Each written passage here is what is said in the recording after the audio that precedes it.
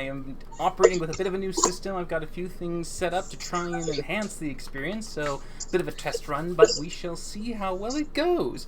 I am AJ, your DM for tonight in Ages Past, and with me I have a crew of lovely players that I would be happy to introduce to you. Well, we'll let them introduce themselves as we go down the list, starting off with ladies first. Oh, gosh. I'm Kayla. I play Valindra, the half-elf, half-tiefling Pact of the Undying warlock, right? Yeah. Still? Yes. I mean, Okay, I hope you just know by now. I mean, just double-checking, because I don't know if any of that changed. I meant to message you about it, and I didn't. I get what you're meaning. Yeah. And she does have a little Finnick fox, who is super cute, and also super dead. Well, we'll see. I mean, he's kind of his undying. memory lives on. But yes. And next, of course, our big badass. We said, oh, well, yes. For a second. Well, no. Fucking... No, the badass. Hello, I'm Scott, and I will be playing Varkesh Stormcaller, the blue half-dragon Forge Cleric. Yes. And no longer Dragonborn Goliath. Yep. It is half-dragon. Still technically half-breed, so we're on cue still. 3/4 dragon, I would say. Yeah, I mean, I guess you could, but, for our sakes and purpose, we're still going to say half. But yeah, speaking of next in the half line. Well, I'm playing Rook, the half-tiefling, half-kenku Inquisitive Rogue. My name is Cody. Out of order today, for fun. Spice something up. Yes. And of course, last but not least, as we always say... Hey, my name is Connor, and I will be playing Smoky Cloud, the half-Tabaxi, half-Fire Ganassi Abjuration Wizard. Yes. Now, as we have our crew here with us, we always assemble every Sunday at 6:30 p.m. Pacific Standard Time. And remember, anytime you spend with us, and the longer you stay, you are accumulating points, and these points can be used to be purchasing inspiration in order to help the players in those tight situations or those just slightly missed failed saves or ability checks. So be on the lookout and keep an eye out on your points, and be sure to spend them on games to maybe get some more, to maybe help the game out a little bit along the way. Now, with our players set and me ready to go, let us give a recap from last week as to what happened in Ages Past. So, last week, you all were handling a situation, or a multiple pile-up of situations. Rook having to deal with the city that he grew up in, with his family residing in the old district, and controlling the temple that was used to cleanse your party of the blood curse that seemed to afflict both Smokey and Varkesh from the bone ghoul that came from Bylock. After cleansing it thoroughly, Rook went back to investigate a little further to see what he could uncover. With the aid of Smokey coming along in a little bottle, you were able to infiltrate all the way up to the attics area, the common room where all the rookery. The rookery, yes. Hey. As you made your way up there, you were inspecting and being inquisitive, as your class suggests. You were looking around and found a few papers and brought one to the attention of Matron Maggie. Now, Matron Maggie was a little curious about you, and as she examined and placed a hand upon your shoulder, realized there was something afoot, and suddenly saw past the illusion that Smokey had cast, and before she could raise an alarm, Smokey instantly came out as Rook smashed the bottle on the ground, and you dimension doored away, making your hasty retreat down back to the new district. Changing your disguises to a half-elfin couple, trying to pretend the classic make-out in the alley routine to throw the scent off. It seemed to work for the most part as you made your way safely back, as Valindra and Varkesh both seemed to try and handle the situation that Valindra was, well, not necessarily handling, but taking in, wondering what she should do next. Should she perhaps seek her patron's forgiveness, or try to find an alternative to resolve this dilemma of losing her powers?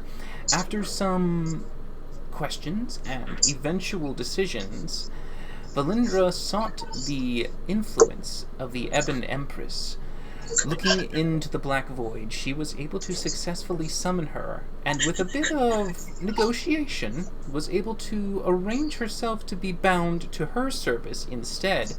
In doing so, she seemed to have gained knowledge not only for what Draken had done, but also that she was deceived for the longest time.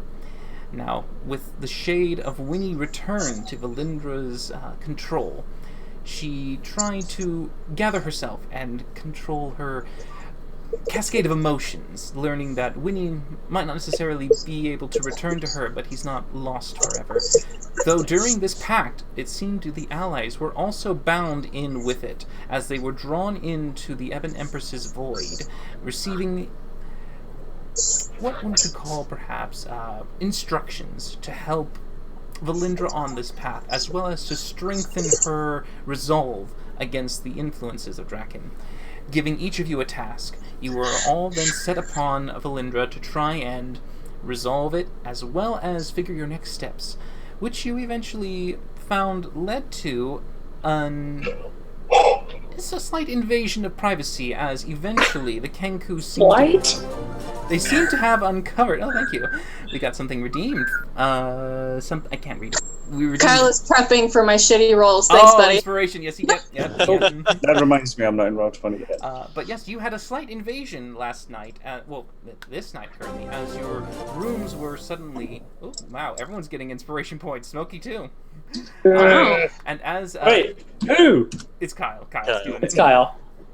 Got 17,000 of them. But as you were getting yourself set up for the night, Rook, your room was invaded by two Kenku. One that silenced the entire floor, while the other one tried to knock you out, and quite successfully after 2 strikes. Was able to then take you out the window, but before you were abducted, Valindra came right in, dimension dooring into the room and assaulting the Kenku as she grabbed a hold of you and threw you down as you fell into the alley before taking you away and trying to feed you a potion to get you back to. As the rest of the party was trying to figure out what was going on, Varkesh was being told by Lulu that they were after your allies and seemed to have uncovered a bit more information. As they rushed back to the inn, Varkesh went to Smokey's room, aroused him with a bit of a shake and roused. Yes, roused. And as you awoke Smokey, he was able to gather himself along with you as you followed Winnie, leading you down towards the gate that Valindra and Rook had head towards. Sadly, Varkesh did seem to spot the Kenku following them as he then veered off to the right and tried to chase them down. Smokey having a bit of a dilemma, not sure whether or not to chase after or to go back towards Winnie. He instead followed Varkesh as Lulu went ahead to try and find Valindra and Rook, as we have the party split between the two of them, separated by the wall of Trilak. So, as we start off for tonight, we have Varkesh and Smokey heading down the alleys trying to find a way to get to the Kenku that have been pursuing you. Now, as you are moving along, Varkesh, you were able to spot them as they failed their checks, and you can still see them in the distance. They're about 60 feet away. And they were behind us. They were following us. They were following you. They were about 60 feet behind you, and as you turned and veered into a different direction, they did stop. So you could make your way to them. If you do, that might alert them, but they seem to be trying to follow your path and thinking maybe perhaps your allies are in that direction. Okay. I'm going to attempt to book it as fast as I can, have them follow me, and then run all the way around until I end up behind them. That's what I'm going to attempt to do. Okay. Smokey, you're following him too, right? Yep. Okay, so I'm also following them as Winnie. Okay, all right. So then that means all 3 of you. Let us, let's do a little combo roll here. So, Varkesh, I would like, first of all, to have a deception check. Oh. I'm just imagining like a Scooby-Doo hallway scene right now. Yeah. A deception check. Deception check first. All right. So, next, I would like for you to please roll for me a survival check. Both of us? Not yet. Not Go, yet. Varkesh. This is Varkesh trying to... Okay, all right, okay. Made up for the bad 5. Now, Smokey and Winnie, I need both of you to please make wisdom checks. Oh, Sure. What I'm doing. Winnie's not very wise. Neither is Smokey. There we It is go. for me, not that I'm super Okay, quiet. so Varkash is attempting to do what appears to be some kind of weaving pattern. Smokey, you get the sense that he's doing his best to try and either break them from following him. He looks like he's trying his best to maybe just throw them off the scent, or he's going around a little bit. You're not quite sure what his intent is, but he seems to be sporadically weaving in and out of alleyways as he's moving about, trying his best to look like he's not trying to lure them in, but there's a bit of... You get the sense by looking at him that perhaps maybe he might be trying to lure them into a trap. I will message Varkesh while running. Varkesh, what is the plan? I'm trying to... this just in, Bob. I'm running around and I'm attempting to go up behind them so I can catch them in a trap. Then, if I speak through Winnie, am I close enough that at least Smokey will hear me? Yes, yeah. Winnie's following behind Smokey, yeah. Okay. As Winnie's running, trying his hardest, I'm just gonna... Smokey! Okay, a lot happened. They attacked Rook. We have him. He's safe now. Everything's fine. We're in the location that we scouted out earlier today, but don't take them there because you're being followed. Smokey goes, we know! Smokey didn't know. But yeah, so Smokey will message again to Varkesh. Really, Varkesh, we are in their city. They can get reinforcements. We can't. We can't stay here. Your point! I just made it! I have a plan, a cunning one. It will work. As I'm running. With his cunning plan in mind, now you're trying to sneak around. Make a stealth check with disadvantage.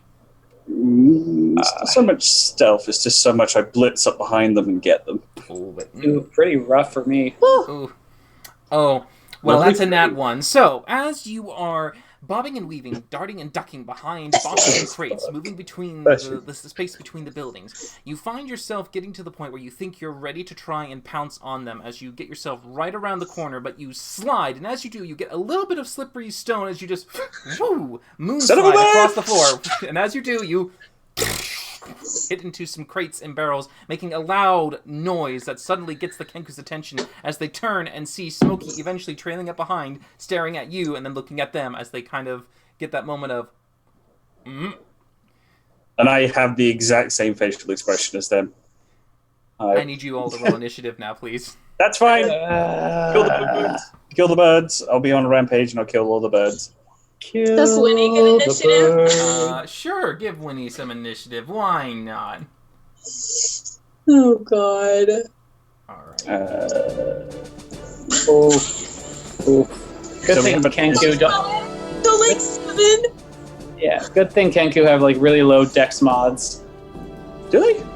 No. Is this all theater of the mind type thing? This is Theater of the Mind right now, yes. Okay, so I don't need to click a token. No, I don't have to worry about token. Alright, so we've got... Ooh, alright, so Varkash, you're second. Yay! Am I? Bollocks. Yes, they have a higher... Those were raw rolls, Those are raw rolls. Dang it. That's a fun, raw rolls. Raw rolls. Raw rolls. But yes, so as you see them starting and prepping to look at you just coming out in front of nowhere, they immediately pull out some weapons, and one goes straight running towards you, Smokey, as it pulls out what appears to be a nice gleaming dagger as it tries to break across you and see if it can get a hold of your flesh. So, With a blade. see what happens. Alright, okay, so that's going to be 22 to hit. It hits, yeah. Alright, okay, so that hits. Alright, so it goes ahead and does... No sneak, though. It does not get sneak. Probably has poison. Okay, yeah, so the keyboard doesn't work on that one. That's alright, so first we'll do the d6 die. Alright, so 3 plus 4, that's 7. 5. So 8 damage first initially with the first blade that goes in. Okay, my smoke absorbs all that. Alright, as your smoke absorbs it, it looks back and just kind of does a little quick, uncertain what the hell is happening, so he disengages with the bonus action and starts retreating back down the alleyway, standing next to his ally as he turns and holds himself at the ready. Varkesh, next in the line. I will razzmatazz and throw all my daggers out and snap me fingers and cast animate objects. Oh, okay, alright, so you just suddenly see the daggers fly out as they float in the air in a very menacing kind of flock of birds as they go darting towards which of the Kenku. I have my own murder. But they will turn around because remembering that I have no idea, these could be related to Rook, so I'm going to turn them around to the pommel facing the enemy. So that will do. Alright, so you're going to do it non-lethal. Yeah, just in case I kill his 16th cousin 12 times removed, I don't know. We have a Tybalt situation. Okay. Hey. Alright. Please don't kill my distant relations. They're So- okay people despite the lives of crime. As you Just be like, give a bit of "Of a mercy blow, go ahead and roll. Are you going to split it evenly between each one, or just one of the Kenku? Does one look like a caster? One has a dagger out, the other one has nothing currently drawn. Alright, I'm going to have all my daggers go for the one not drawing. Okay, alright, so the one that's been in the back that has not attacked yet, go ahead and roll your 10d20s, and we shall add the +8 to see if they hit. Ugh. Well, one's a nat 20. Ooh, alright, so let's see. Pretty good rolls. Alright, so let's see, you have 1, 2, only 3 miss. The rest will hit. So that's 7, so roll. Well, technically, it is, Yeah. you count it as 8 because you roll a natural Yeah. 20, so you're going to double that d4 die. So it's going to be 8d4 Mm-hmm. plus 28? 20, yes, 28. Yeah. 8d4 plus 28. That's 51 damage. Ooh, okay, so luckily for the Kenku, it isn't being stabbed repeatedly, but you can see the Wow, those are bludgeoning all pommels fours except 3. as they seem to lot swoop of in fours. and die with a sudden. They hammer the Kenku all over, just completely knocking the shit out of it. It is beaten, badly bruised, and looks really hurt, and is not liking this whatsoever. And then use my free action to go, oh, you're Smokey. Alright, so yeah, next up is Smokey, I believe. Oh, right? really? Hooray! Oh, no, I used my sorry, free action at the sorry. right time. Fuck it! Oh no, what's your dex modifier, Smokey? It should have been added. Oh, then, Smoky. yeah, you're fine. Yeah, you go 10. first. Yeah, it's you. Okay, yeah. Sorry, it was Winnie that goes last. I was trying- Okay. Just the Seeing, Fennec Fox. seeing the guy who just stabbed me.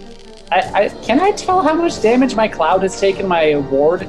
Yeah, you can feel the strength of your ward. You understand how much of it. Okay. Okay, I wasn't particularly impressed with that guy who did his damage. So, and seeing Varkesh going gung ho for the other guy, I'm gonna try and hold person. Actually, no, I can't do both. 'Cause I only have level 2 spells. Oh. I'm No. I'm gonna do the one who Varkesh already attacked. All right, the one in the back. Yeah, so it's going to be a DC 16 Wisdom save as I cast Hold Person. Okay, the wisdom save. All right. So it rolls a. Hold on. That's a 22. It's good. Okay, so sadly for you, as you try to focus the whole person spell towards the creature, you see that it doesn't fully get it, and it just breaks it away. Should have done sleep because it just got its ass handed to it, but that's okay. Smokey's done, All and right. he'll He just backs around the corner going, I see Yeah. you're busy.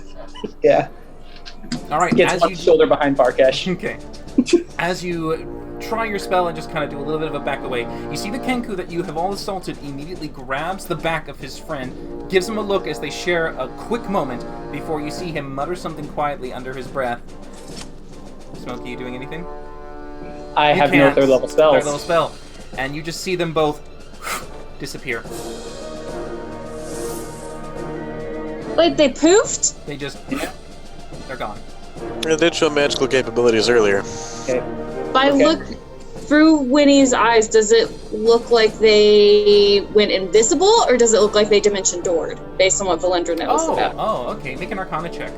Yeah, I know that spell too. So Smokey knows. All right, Smokey knows that was not a conjuration of shifting between planes. That was an absolute illusion.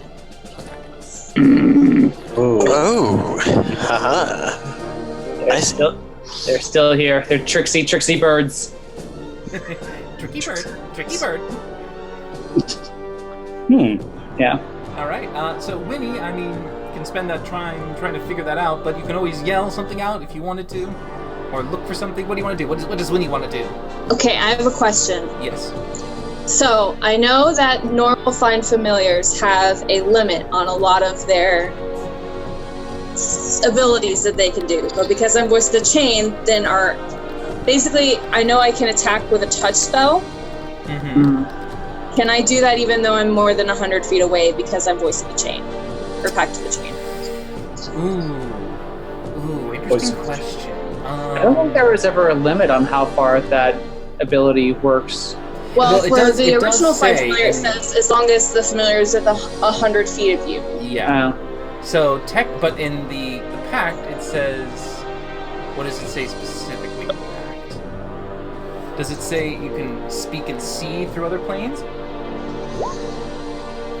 All right. You can communicate telepathically and you can perceive through its senses as long as you're in the same plane. You can speak. Yes. Sadly, it wouldn't be a spell. It would just be speech. Okay. I will... Can I hold Winnie's action to take the aid action to the first one that appears? That way, whoever attacks the one that reappears first will have advantage. Sure. Okay. Yeah, giving Winnie that little extra chance to try and give your allies that edge. We go next to...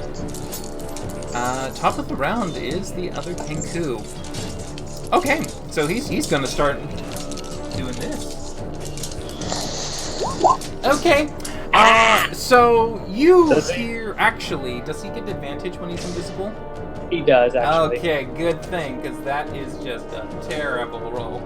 Natural 1. Natural 1. Oh, much damn it. better, much. At least it wasn't a 20. So at the moment, the alley is just silent. You don't hear anything. You don't see anything. It's Varkesh, your daggers are floating in the air, but you don't see a target. Dang it. That will soon change next time. What do you want to do? Oh, is it my turn now? Yeah, it's your turn. Okay, I'm going to reach into my bag of holding and I'm going to pull out a bag of diamond dust and throw it into the air. Diamond dust. I have a bag of 100 gold's worth of diamond dust. Alright, so you're going to just start throwing that around to see if you can... Yep, I'm going to make him sparkle like Edward and kill him. Oh my god, that's what you're Make doing? a dexterity check for me for your toss. Most Seems like- expensive death ever. Seems like you could have had, like, a cheaper... Like dirt. I really Like dirt. I didn't have anything. We're in an alley with cobblestones. I mean, unless you're going to pry them up and throw them around, it's not going to happen. And this is Varkesh, by the I way. could have used that diamond dust. I can make more. It's fine. Sorry, what was it that you asked for? Dexterity check. A dexterity check. Okay. 21. Ooh, alright. So I'll Ooh, make the good. DC to try and avoid the dust. 21. No, it just barely fails. So, as you throw it in the general vicinity, you can see that as it begins to settle, you notice that it twinkles just a little bit around a very faint figure that you can just barely see on the edge of your vision. Just this tiny glisten in the moonlight. Then I just snap my fingers and get the daggers to go right towards that one. Alright, so as the daggers fly towards it, go ahead and make your attacks with them. Okay. Would it be Still non-lethal. disadvantage because of invisibility? it No, actually, they're would- not invisible. I was gonna say it would have been Yeah. if he didn't do that, but he's kind of done an impromptu fairy fire. Sure. It doesn't, but that's with Very his action. expensive. A very expensive one, but It's luckily it's Varkesh. a bonus. It's Okay, so 1, 2, 3, 4, 5 hit. Like, Sorry, how many? You cut out. 5 hit. Okay, it's better than 0. Oh, I'm sorry. Wait, no, let me double check. there's an 8. 1, 2, 3, 4, 5, 6. Sorry, 6 hit. 6 hit. Yeah. So roll 64 plus 24. 64 plus 24. 39. Okay, so as you assail the creature, you see that it just hits the ground and then Yes! appears. Ooh. It is a concentration-based spell, and now there is an unconscious Kenku on the ground, and as you can see, down in the alleyway, another Kenku appears, about You're next. 30 feet away from you. I'll just like slowly lurch towards the other one, just like claw. Oh, sorry, hands actually reach- 60 feet away from you. Sorry, 60 feet. Oh, It was 30 feet bitch from the back. Kenku and 60 feet from where you are. Well, I can't do anything, but I will move and stand over top of the Kanku that was downed. All right, so as you position yourself on top, Just sit on it. Smokey. So Smokey, does it look like the other Kenku is trying to retreat? Because it was I feel like it was closer before it turned invisible. It's farther away, so it looks like it was either getting advantage to get the distance, or it looks like it was in the middle of running away. Okay, I will join up with Varkash with my movement, and then I'm gonna try and hold person on the one that is still up. Oh, all right. Okay, so you go ahead and cast the spell, the second hold person on the one in the distance. Yeah, hopefully this one's not as wise. All right. Ew! And as you release the spell, you see that as it turns, it just freezes and doesn't seem to move a muscle. Alright, Varkash, grab the body and let's go. The one that's underneath us. Can do. All right, and now it's its turn. At the end of its turn. All right, that is going to be a 15. Or what? Or Whose his turn? wisdom saving throw at the end of his turn. Yeah, he fails. It's a 16. All right, so he is still frozen, held in place with the spell. Winnie, what do you want to do for Winnie? I'll take the aid action. Okay, just aid. Just keep up. Aid. He's doing like the little kind of like puppy thing where like his paws and chin are like down on the ground and his tail's like up in the air waving around. Right. Defensive Winnie. He's Okay. ready to help. All right.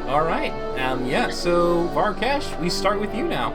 Okay, I'm gonna pick him up, but carry him in a way that I lock his his feathery wing hands behind his back, and then with the other hand, I'm just gonna clasp his beak, and yeah, I'll run with him. Okay, so you move at, do you want to dash, or... I'm moving, just gonna try and keep up with Smokey. As Okay, much as because you move at half movement with the, when you're grappling a creature, so, or carrying one.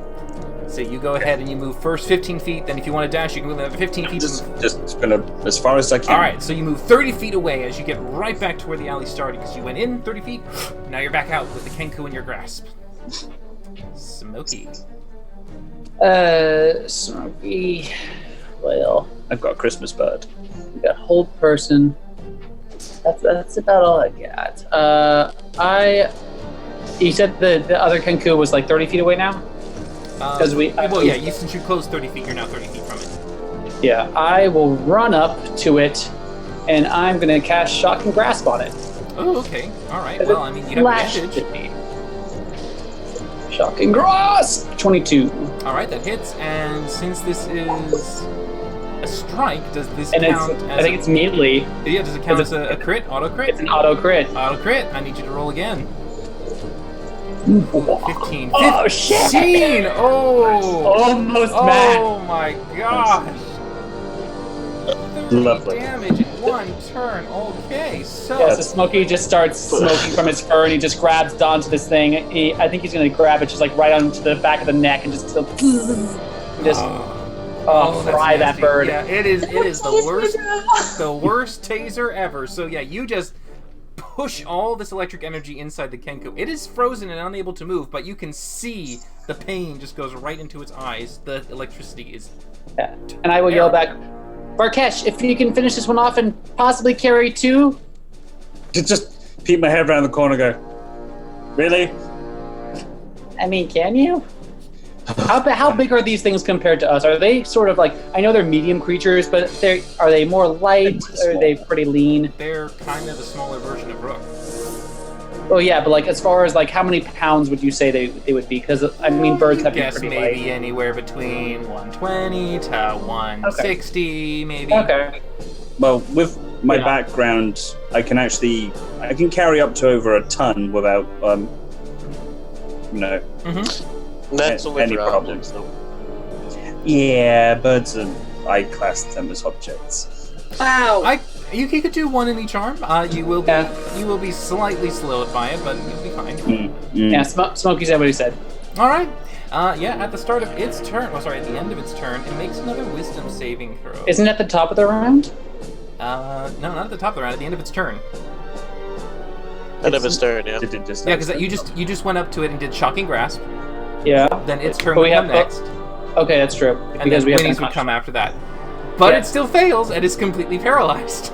So Hit it again! Winnie is just kind of, I guess, going on the ground. Okay. Just yipping.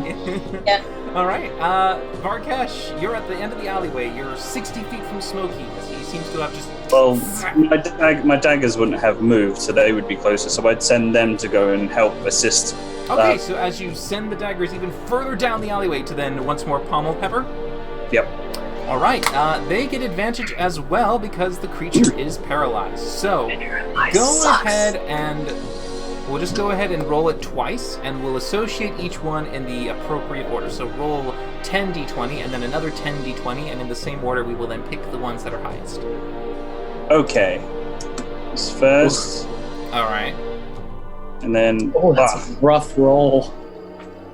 Okay. All right. So Definitely better. hit. So that's 4, 5 hits, 6 hits, 7 hits, 8 hits, 9 hits, 10. All 10 do hit. All 10 are considered melee attacks, I believe, so you Yeah. get auto crits from them. So that is 20d4 plus 40. Yeah, so Sorry, that's I'm- 20d4 20d4 times a plus million. 40. Carry the pie. Eat the pie. I'm So then pretty that's sure this is 6 going to do it, damage. but 20d4 plus 40. If I see all net ones, that will probably be the only way to survive. Sorry, plus what? 40. Okay. No, wait, no. That's a lot of ones. Oh, That is a lot of ones. But it is 83 damage. Okay, no, that's still fine. All right, so you see that the Kenku, as you just pepper him with all of the dagger pommels, he just stands there, doesn't move. The little X'd out eyes. Just a little bit of it, but he's Um, All right, then I will additionally scoop him up. you and I are will 60 add- feet away. I'm running back and doing the thing. All right, so you move 15 feet down in order to first get Cool. to that alleyway. Do you Having want to use everything. your action to dash? Yes. All right, so now you're back to halfway in the alley, 30 feet in, closing in on Smokey. As it was But- like first you drag this one, you're like, dragging now the other way. Back you go. But I will also drop concentration on my daggers and ask and shout down the alley. Can you pick them up, please? I mean, Smokey's pretty strong for a wizard, but yeah, he'll try. I mean, it's 10 All right. daggers. So, Smokey, as this is going on, you can tell that your spell no longer needs to keep him bound into place. He is unconscious. Hey. It seems the danger is over. You are currently in control of the situation as 2 unconscious Kenku are in your grasp. Yep, I will try to fireman carry the other Kenku, and I will start action dashing just full speed towards where. Well, I'll look for Winnie to lead me. Okay, After What? picking up my daggers. Do I see any other Kenku? make a perception check. Guys, do you see anything else? I'm sure there's not just 2 of them. All right. Winnie, looking around nervously, ears twitching, turning the head, just trying to see if any Kenku are in the alleyways, hiding in the shadows, up on the roofs. You don't detect any others. You feel like you're alone. Just you 4 in the alley. Well, 5. Why are we taking them with us? Question. Because they're hostages and we need to question them, and just because. You're arguing with a fox. Okay. Look, okay, let's just be sneaky. But I don't see any right now, so as long as we can make it out of the city without being seen again, I gesture to Varkesh. maybe you guys should just lay low in the city. Okay. I don't like being separated in a strange city. Well, at least just try to be sneaky. Varkesh, can you, take off your... Never mind. That takes like 5 minutes. Whatever. We'll just start sneaking through the city. Just getting the idea of running Where we around, are. running naked through the streets with 2 Kenku unconscious into my arms. So, Varkesh, are you wishing to meet up or stay put? I will adhere to Smokey's fear of abandonment and stay with him. All right. staying still and hoping that Valindra and Rook will find you. Valindra, you've been kind of zonking out. Wait. No. We're going to them. To lead them. Oh, okay. Yeah. All right. Well, Varkesh said he was not going to move, so... No, I said I wasn't going to abandon Smokey, so I was going with Smokey. Oh, okay. All right. So, if you're going to be moving as quietly as you can, please make a stealth check with disadvantage. Normal for Smokey.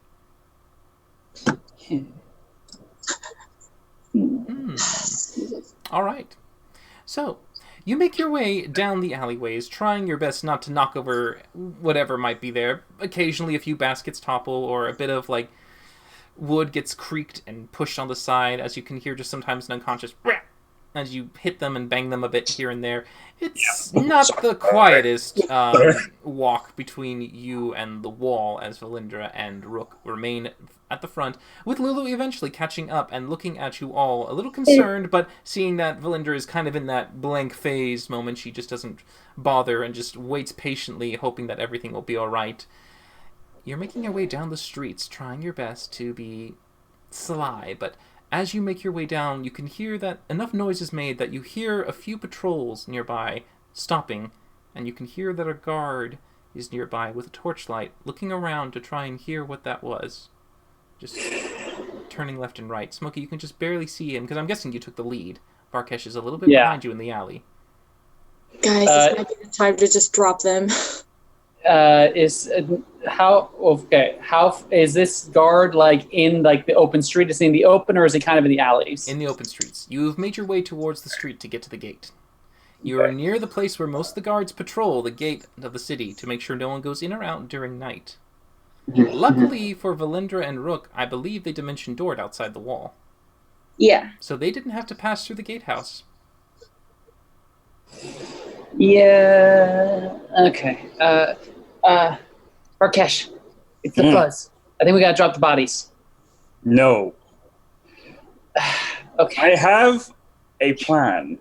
Well, okay, tell me your plan really quickly. I will carry them and start singing and act really drunk and pretend that we are all drunk people having fun, going back to wherever it is we're going to sleep. Or pass. Before he even finishes explaining this, I'm going to cast Sleep at second level at the guard. Oh! Okay, go ahead and please roll your dice. Yeah. Defining rule in D&D, don't attack the town guards. Damn it. Nothing will happen if he even succeeds. 23. All right. So as Smokey is just quickly flicking his wrist in that direction, the guard is looking and then suddenly falls onto the dirt. Go. That was pretty good.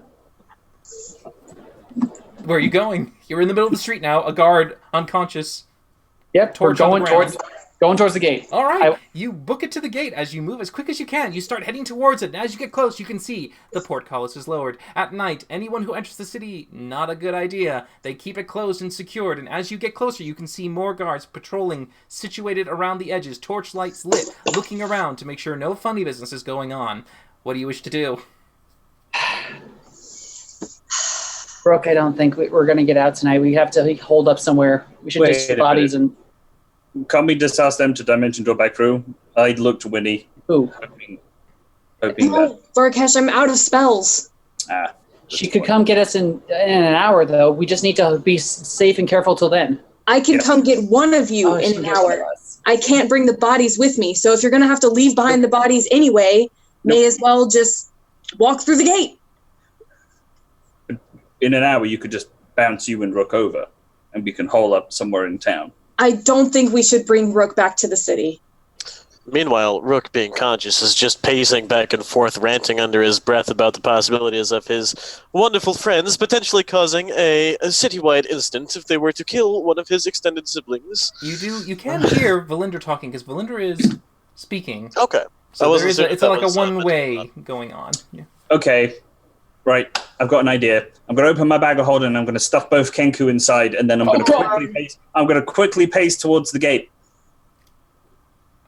Okay, do you guys let him stuff them in the bags? Then he goes and he just starts to put them in. Varkesh is going to... No, Smokey's going to try and stop. Varkesh, do you know what those things do? Yes, I know, but it's for moments. They'll be fine for moments, as long as we can get this and I don't get interrupted. And I just run to the gate. Okay, all right. In there. Smokey, please make an intelligence check for me. I don't need it. I know exactly what's happening. I just need to know something else Yeah. from Smokey. Nat 20. Right, Smokey. Hey. As this happens, you immediately begin a calculation in your head as the back of your mind begins a countdown. You have a mental clock able for you to tell how much time is left, perhaps, for the Kenku to breathe, or not suffocate, in the bag, as well as how many seconds are left on your sleep spell with that crit. You know that you have about 20 seconds left on the sleep spell, and about a minute for you to try and get the Kenku through. But how far back is the unconscious guard? Oh, about 100 feet, 120 feet, something like that. Okay. As we're walking up, Smokey will convey this information. Farkesh, we only have 20 minutes before the first guy wakes up, and we That's fine. think about 1 minute. That's fine. No, 20 seconds. 20 seconds. I run up to the gate and go, excuse me, there's a guard back there, he's fallen on his ass, and my wife, Cat, here, and we need to get out quickly because there's a demon, he attacked the god saved us, but hey, he fell on the down, and now we need to get out, please help us. All right, with your cat wife, go ahead and make Cat wife. a. This is a bit of a both, isn't it? I'm Make a deception trying and check, I'm being very please. panicky. Make a deception check. Yeah. Oh, come on.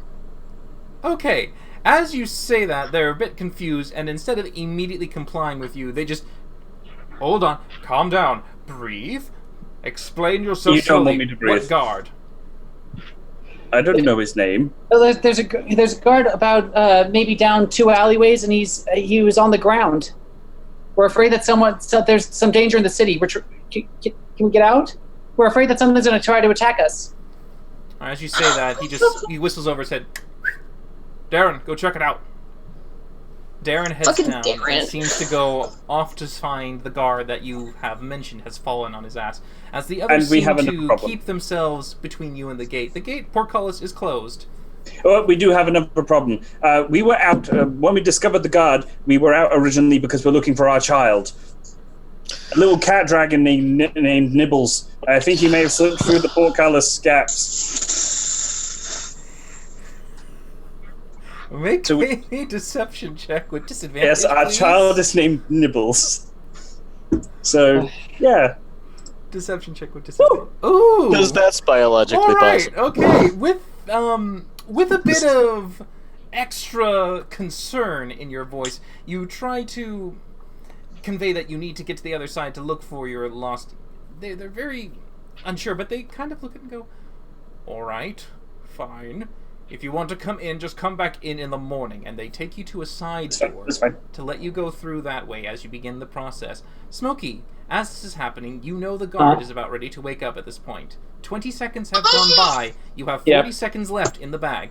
I just Yep. run through the door. Nibbles! Where are you, sweetie? Just like, come on. Smokey will go at a more sedate pace and say, "Thank you so much for helping us." Make a deception check. Damn it! I did a voice. Don't ruin it. Deception. Oh my god. Yep. 16. Okay. Your voice is squeaky and high enough to pass as a woman's as you make your way through the guardhouse, following Varkash in haste to try and get to the other side to look To for find Nibbles. idea Nibbles. So, as you make your way outside the portcullis and the guard lets you out through the single door, you make your way out into the open fields, Right. trying to move as fast as you can from the guard's sight, I assume. Yep, just getting out of line of All sight right. and then As open the this is bag up and happening, get them out. yeah, as this is happening, you move. Smokey gets you that kind of like countdown or time. It's like you got to get him out soon. Got to get him out soon. You got like 10 seconds left, and at that point, you begin to open your bag and pull out one, and then Like a pull out glove. two. I need you both to make medicine checks for me. Oh no. Good. I should be able to do this. I should be able to do this. Not. You're on your own. 18. Okay, Varkesh, they both seem fine. No need for mouth to beak. No need for that, or snout to beak for the dragon. But luckily for you, the Kenku survived the small ordeal inside the space, but they look a little worse for wear. That's There fine. seems to be a bit more of a barely hanging by the thread of life, so you get the sense that they can't take too much more before they That's might fine. have to depart. Safe. Safe. All right. So, So we'll each take one and just start booking it, okay. following Winnie. God, you guys are a fucking mess. But it So, worked. Winnie, you are Winnie's guiding you all the way around to the side of the wall where you had agreed to meet in order to try and lure them in the open, so they wouldn't have a surprise on you. You eventually see your allies standing there. Lulu also waiting for you as you all arrive. She just seems to be a bit more relaxed. Oh, darlings! Oh, I'm so happy to see you all alive. And am I able to tell the Kenku we're alive right now? Well, what did you do? Yes, what did you do? Are they dead? Did you kill them? No, they're not dead. They're unconscious and, Okay. Close. and rather ruffled. Oh, thank the gods. Oh, that could have been really bad. Hey, do we have rope? Can we tie them up? No, at least I don't. We left it all in that cave ages before we met you. Unless you have some, we have none. We should really probably restock on that. Well, I think I do Brooke have and I. manacles. I do have manacles, though. That'll One work. set. I have one set. That'll still work. And what I'll do is I'll take out my anvil. I'll wait for Rook to give me the manacles. We'll latch. Before they do this, I'm patting both of them down thoroughly to try and find any weapons, any magical items, anything that could possibly be of use to them. Make an investigation check. I will help Smokey. Make it with advantage. Yes. I'm good at this. 17. 17. All right. So as you pad them down, you do discover a few items of interest. You see a couple daggers that are on the one that seemed to be that drew it out in the beginning. They also have one healing potion, as well as what appears to be a symbol that is carried around the other one's neck. You notice this as a holy symbol. It has a symbol of two crescent moons going this way. It's the twin goddesses. Don't cleric around me. This is my house. Smokey will show the thing to the symbol to Valindra. Do we take it? I feel like we need to take it. I feel bad about taking it. So can you take it? Well, I feel bad about stealing. I'll take it. The person that is torn apart by something evil and something really dark and creepy. And I'll take the holy symbol. Okay. What is that? Where did you find that? Jim, is it significant to me that they have the different symbol as opposed to the one for the church of my family? No, it doesn't necessarily concern you. You know that everyone has different faiths. They just basically...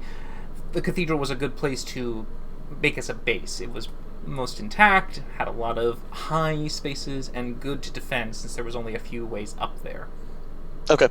So, yeah. I'll have Winnie hold the symbol. Actually, Winnie's not there because I poofed him out. Put it in the bag. I'll just put the symbol where the guy can see it, so he doesn't think that like we took it and like desecrated it or something, so we don't piss him off. But out of reach. Okay. Okay. And the daggers? So Put it in the bag. Daggers are gone. I'll need them because we're a bit low metal, and I'll need them to stop the magic caster from All right, speaking. I start putting them in the bag.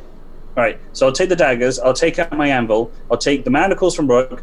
Each Kenku will be latched with one arm, and then I'll basically weld the center of the manacles to the anvil onto the ground, and then I will use the daggers to then make beak muzzle restraints, quote unquote. Are we going to interrogate them? I'm not there. But we will interrogate them, but the magic caster I want to keep beaked until it's his turn. Alright, so go ahead and make a blacksmithing check for me. Can I keep a lookout while Sure. he does this? Make a perception check. Okay. So Valindra keeps an eye out, making sure that no one approaches. It's a very easy scouting job, as pretty much the entire vista is just a blank horizon. So nothing approaches. You would see it come from a little bit of a distance, especially with your devil's sight. That seems to still linger on you.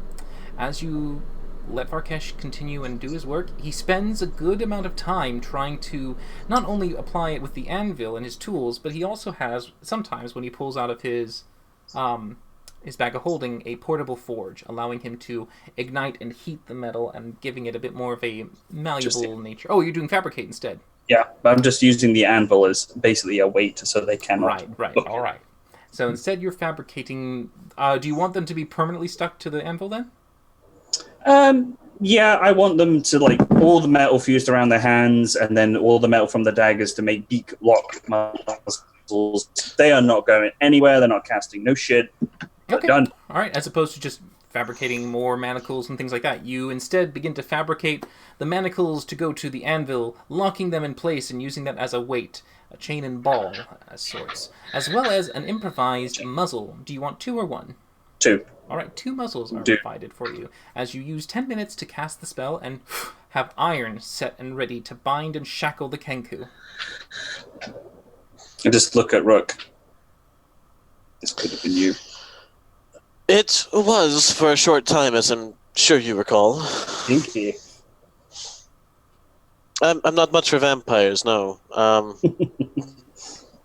More to the point, good call on those muzzles, actually. And there no locks on that. They could have probably picked those. Yeah. And just recalling that weird giant mage dude who I bound up in that dungeon way back when with the giantess, who then just fucked off because he was allowed to speak, and was like, nope, not happening again. Alright. Yes, I would agree. That was a problem. I'm amazed we haven't seen more of him, in fact. Fuck. But to the matter at hand, I don't think we stand to gain... Well, correction. This is actually a decent way for me to gain a little bit of information, at least from the ground level. See what the scouts are aware of as far as what's going on internal to the organization, and should we need, we have free messengers to bring out a meeting. Indeed. So it's all yours. Let me know when you want them to wake up. Well, I would like to get a little bit of a rest in first. Fair enough. I have a splitting headache. Understandable. That might be from where I pulled you out the window, sorry. I think it has more to do with the 2 major blows at the back of my head, actually. But We'll blame it on that. you pulled me out a window. He fell out of a 12-foot window. It was necessary. We were on the 2nd floor, Valindra. I had it under control. It was the only way to get you out of there. She says hesitantly.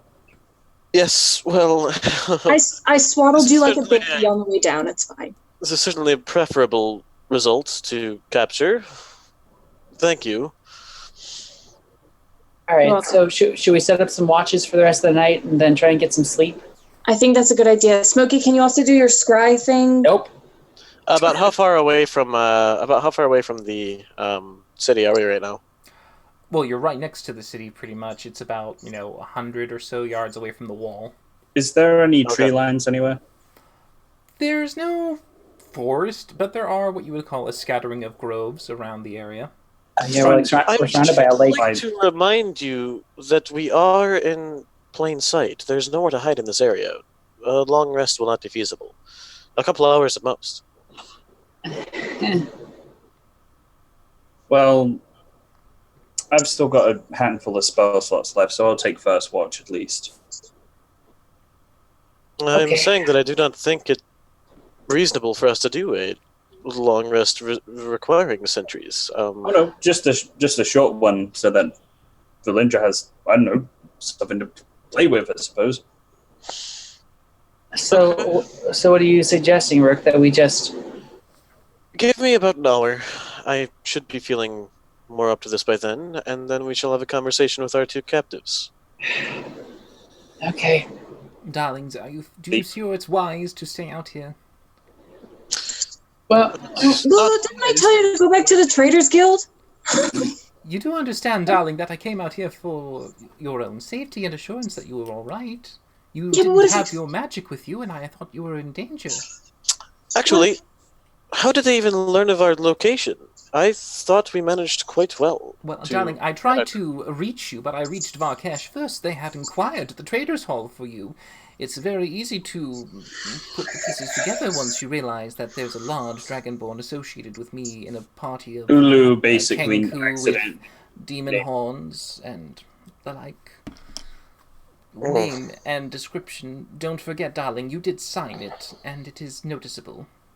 Yes, well, I cannot argue with that. Rook, is there anywhere outside of the city, like a safe house or something that your families maybe would use? Well, maybe not safe house, but like, is there anywhere that there's cover? Can I think of anything? Nothing comes to mind. I'm afraid not. We were all based internal to the city. The concerns were largely with deliveries, smuggling, and internal affairs within the city with the gang wars. Okay, is there at least like a hill or something where we can have like the high ground and see anyone like approaching us or something? This is our best bet for clear view. Okay. I mean, at this point, regardless, we're a bit shackled as they are to the location. Unless, of course, you believe you can drag the anvil and two unconscious Kenku anyway. I could easily do that. For extended distances. Oh yeah. It's me. I'm gonna try and fall asleep. Wake me up if something tries to kill us. I'm also gonna take a nap. I will stand ever vigil. Lovely. Alright. So, Varkesh, you're trying to keep watch for the entire party? Are you going to take shifts? I'm gonna try. Well, we're not doing a long rest. We're just doing a short rest. Yeah, Short rest. I think I'm the only one who's actually going to sleep. Okay. Wake me up if you guys need me, but if not, I've had a long day and I'm very tired. Lulu, dear, you mentioned that you have a connection to a patron of sorts similar to Valindra's. Might you be able to provide some sort of cover or visual illusion to lessen our chances of being seen? Nothing so intricate as that, darling. I'm afraid I don't have that kind of skill. She's I see. only a charmer. It works when I need it. Yes, I quite believe it. In fact, if you wouldn't mind, that could be very useful once we begin speaking to these two. I would not mind a long rest myself, but I will stand watch until everyone feels happier. So, Okay, look, here's the deal. I'll take a nap. Varkesh, you can take the first watch. Wake me up when it's time to interrogate. I will have had a short rest by then, and I can get my spells back, and then you can take a long rest, and then we'll figure it out from there. excellent plan. I like it. Okay. Then I go to sleep. Alright. You So just- going to sleep, Varkesh keeping an eye out.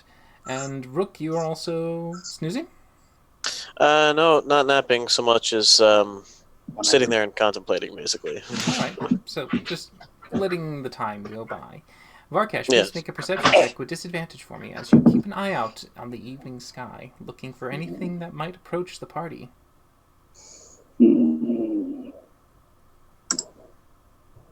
Okay, it's not the worst. So, you do your best to try and make sure nothing gets close. You feel the party is safe. An hour passes by. This is enough for a short rest to be completed, and any of those who wanted to be awoken can be, but it is down to you after the first hour. What do you wish to do? I'll hit dice real quick. 1 moment. Alright. Wow. Those lovely red three. Okay. Yeah, because we're still recovering from using all of our hit dice on the dragon fight. Yep. Wait, what? Yeah, yesterday we fought your dad. We've had a single long rest since then, and that is all You of only my get hit half dice. them back after every long rest, so... Yep. I am not in good shape. But yeah. So, giving yourselves time to take a breather. Varkesh, what do you wish to do? If they're all now awake after No. the hour nap? No? You have You have to to wake me up. Rook Oh, is up, oh. but yeah. I will go wake Valindra like she asked. Alright. And then once she's awake, I'm like, your turn, and then just collapse to the ground. Oh, All right. I've always been amazed that he could do that. I've never seen anybody fall asleep quite so easily. Fall asleep anywhere. Even either. Okay, so how do you want to do this? You want to interrogate them? I should stand a better chance of getting a straight answer, especially if I could get some magical assistance from you or Lulu. Okay. Actually, 1 moment. I glance them over. Are these Kenku that I recognize at all? as you go over towards them, make a perception check. And a short rest too. I know. They're awake now. But their hands are 29. restrained and they're Alright. beating. You know that as you look at them, they do not appear familiar just from a distance. As you get closer, you notice that the Kenku, one of them, has taken its claw and has started to draw what appears to be a crescent Claws? circle with its feet. Can. With its feet.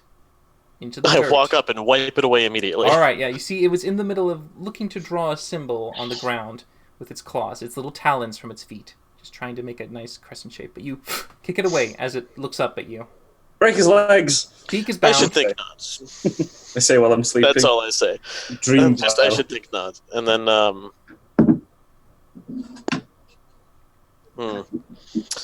mean, technically speaking, they should still be unconscious for at least another hour, raw. But I'll go ahead and just 1d4. 1d4 How many plus 1. hours? It's 1d4 plus 1. Plus Oh, one? there's a +1? Yeah. I don't recall. Okay. All right, then I'll just say they're still asleep then at that point. Okay. Either way, glancing over, not recognizing them, I'll return back over to Valindra. Well, I don't know them, but my family connections will have weight. Distant that they may be at this time. Clearly, they aren't too upset with everything being that I'm not dead at this time. Had plenty of a drop on me. I don't think they were trying to kill you. They were That's trying what to I'm take saying, you. yes. Can I keep a lookout while we're talking? Yeah, I mean, you can always keep a weather eye out. Make a perception check. Ugh. That was a really good Wookiee. That was, yeah, a Wookiee baby. All right, Nibbles, found you. so you look around in the night sky. You see nothing dangerous approaching you. You feel like you're pretty much left alone. I am concerned. We are good. We're very good at what we do. But I'm not in tip-top shape, and neither is Smokey, and neither is Farkesh, from my understanding. I am max health. And how are you feeling, Valindra? About as good as, one who just fell from 2 stories probably could. Fair. I was referring to spells, Scott. I did rest enough to get enough magic back to be of some use. But honestly, I mean, what are you going to ask them? Brooke, we were planning on meeting with your family tomorrow. Yes, I primarily wish to know what involvement any undead may have in the family at this point in time, what the status of the territory is, and ideally how my parents are doing. I mean, do you think that's something that they would know? They don't look like they have any kind of rank. Not that I know anything about symbols of rank in your family. Yes, this is true. In fact, there would be rather limited amounts of information coming from them. Some degree of secrecy is always kept between those higher rank and those lower. But they're also useful messengers, and we could find out more from someone else of higher position. It would be a risk I don't know if we should take right this moment. I think perhaps it may be a good idea to set a time limit on our presence here. Provide them a message that we are seeking an audience within the next hour and a half. Should be plenty of time for them to come out here, and we could parlay, as it were. Here's the thing. Or leave. If they wake up, they're going to know where we are. If they have any way of contacting anyone in your family, a whole bunch of people could be here while we're trying to sleep for the night. I'm aware of this, which is why I'm saying we need to take care of whatever we're going to do soon. We don't have time for a full night's rest. We need one, though. Believe me, I am aware.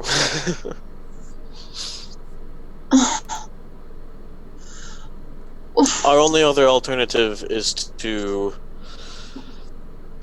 give them some way to escape so that we don't have blood on our hands, blood that could be escalating the situation, and leave. I mean, I know you want to find out what's going on with your family. I just don't know if they're going to be able to give any of the answers. I think we're still going to have to meet with your parents tomorrow. I would agree.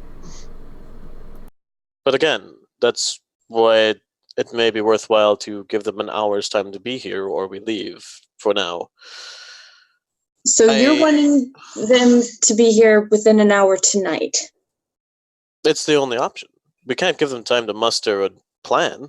We do have the option of saying meet a little Finnick fox at the edge of the gate, and he will take you to where you need to go. Be there at this time.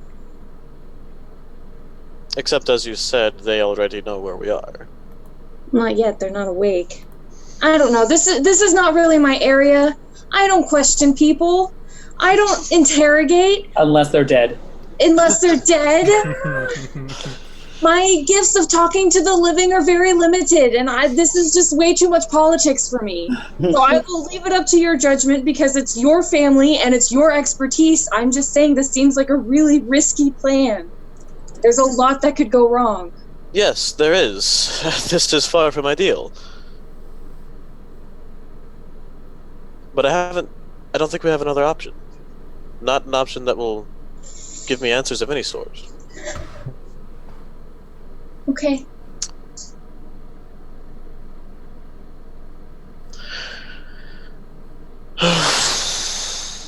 So glad I'm asleep. I mean, yeah, what do you wish to do, Rook? I mean, do you want me to wake them up? We shall need Varkesh awake to get these muzzles off. Yes. I have a healing potion. Can I, pull the muzzles off? I'd imagine when Varkesh made the muzzles, they're more of like a slide-on, slide-off sort of thing. Yeah, they've kind of got like Actually, more to the Christian point, the primary issue is actually the manacles. It's far easier to communicate with the Kenku that aren't gifted with speech such as I through hand signals. It's why you occasionally see me flailing about in weird ways. I just thought you were trying to fly. Not really. I'm smarter than that. Okay. I love that answer. Stick with it, please. I'll take the manacles off the beaks of the Kenku. Can I give them half of a healing potion to give them each 1d4 plus 2? No, sadly, you gotta give it all. Trying to fly. The manacles are welded to the anvil without keyholes on them, based on what Just Varkesh imagine said. each health potion's like a jello shot, it just all in one. Gross. That's when you just have one take it and then make out with the other one, so they split it that way. With 2 beaks, it works brilliantly. Explaining what your Saturday nights are like. Okay. We shall Which need one? Varkesh to keep a hold of them. The one that was not a spellcaster, preferably.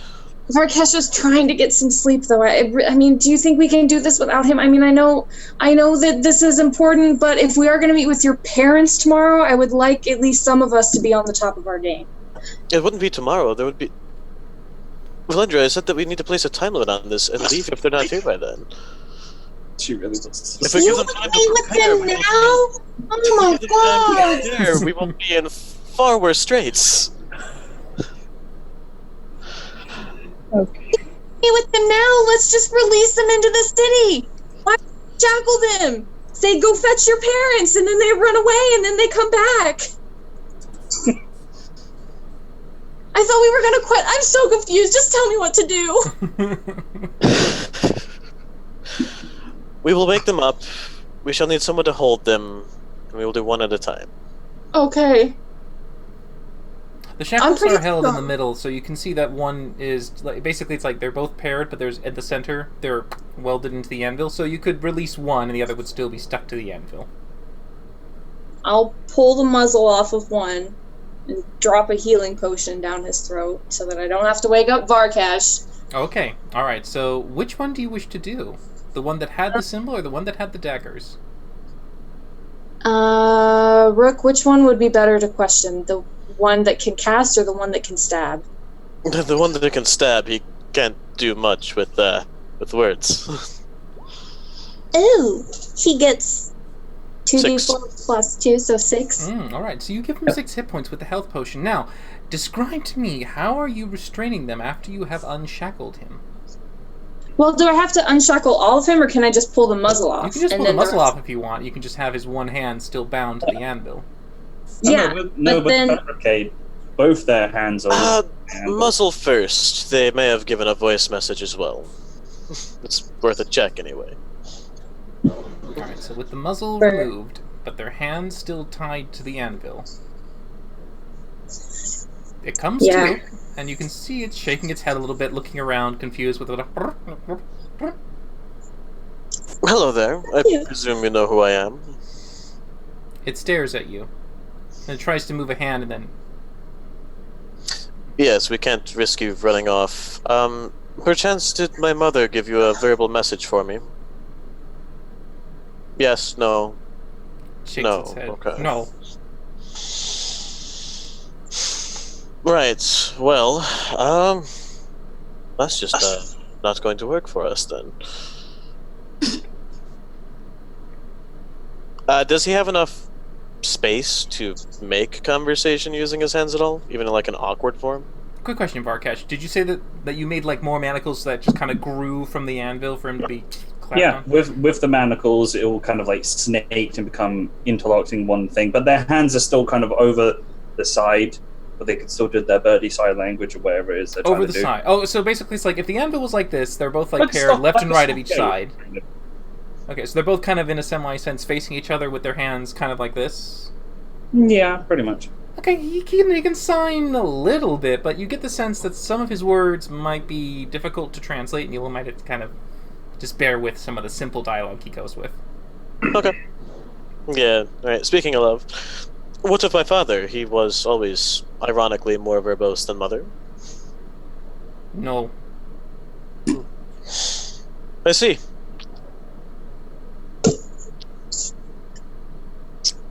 Do you know anything of any vampires in the circles?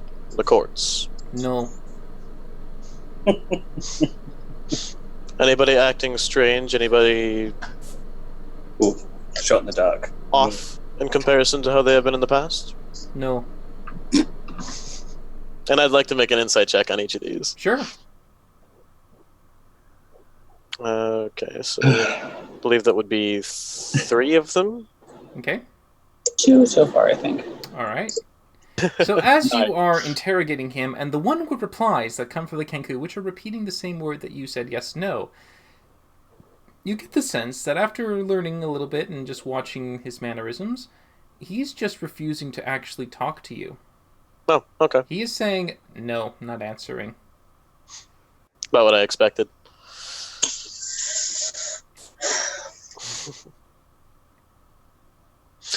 Well, he's not talkative, Valindra. And I'm going to go ahead and just... tough situation. I'm going to kneel down in front of the Kenku, take those little feathery hands, and I'm gonna, look, you seem like a really nice bird, but we really need some information, so I suggest that you play along and just answer what he wants to know, and I will cast suggestion. Okay, you cast suggestion. Please, for the love of God, can this work just once? Alright, so with the suggestion, he makes a wisdom saving throw, correct? Yeah. Alright, wisdom saving throw. Now, my other thingy just went and shut itself down, so I'm going to try doing it from here. Let's see, wisdom saving throw. Okay, so, as you let the enchantment release and slowly try to coax the answers from the bird, you see that he stands, or, well, is bound resolute, and doesn't really succumb to your magic. It was a great idea, But- Kayla. It recognizes that you did cast a spell on it and just glares at you more angrily. Yeah, you don't like us. I got that. Jesus. Ugh! I mean, I have an idea, but I'm asleep. Stupid fucking roll 20, always screwing me over. Fine. Still, I mean, Rook, we could just kill him, and then I could cast my little special spell. I'm saying this within earshot of him, and he'll tell us the truth no matter what. And I'm going to try to intimidate him. Okay, make an intimidation check. I'm not very intimidating, you guys. You're a Alright, charisma 13. character. It's gonna start. Oh, Yeah. So you definitely try to get the threat to go through, and even though you seem to give it with a bit of maliciousness, the Kenku understands his predicament but is not swayed by threats, and doesn't seem to really fear the outcome it faces. Yes, well, I shan't think that will be necessary, Valindra. Look, to the Kenku. I understand you are bound by certain rules and regulations in the organization. I was bound by them for many years too, but I am not an enemy to the family. I am their only son. I am the future of the Kenku race, and I am simply trying to reconcile with my family, learn what I can, and aid them from a position a bit less restricted. I'm sure you can understand the desire to be free, the desire to truly live the life you want to live. Free as a bird. Perhaps the metaphorical ability to fly, if you will. Flew the coop. Oh, yeah. Make a persuasion check with disadvantage for me, please. Dream fun. Disadvantage. So like every one of them 'cause just doing fucked this. it up.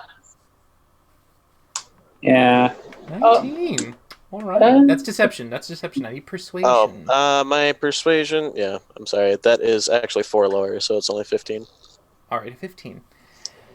The Kenku listens to you intently, and they are curious about you. There seems to be more rumor and gossip than actually knowing you in person, but they don't seem to be completely swayed by your argument. They don't really feel like they can take your word as being either valid, or they just seem to not believe that you are really capable of providing the assurances or promises you might provide. He looks at you intently and is a bit more curious, but keeps his beak shut. Show him your thing. What, my signet? Show me your beak. Yeah. Well, they know who I am. Well, maybe this one doesn't. I mean, you don't recognize him. Maybe he doesn't recognize you.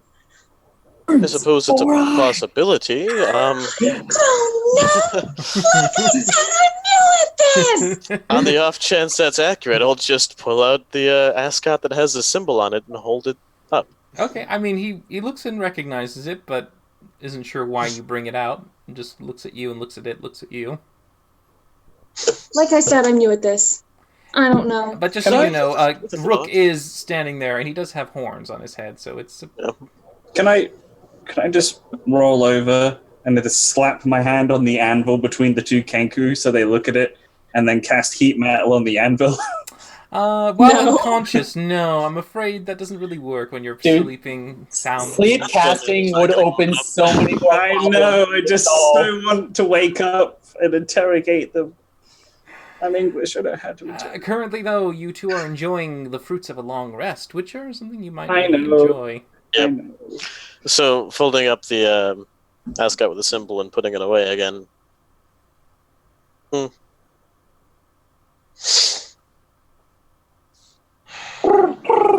There's something else you can do. Me? Any of you. You just have to remember what is at your disposal. Oh my god, I don't remember anything that's at my disposal. Rod of rolling, I gave you. Well, yeah, I do have the Rod of Ruling. Which I will be getting back. That's what you.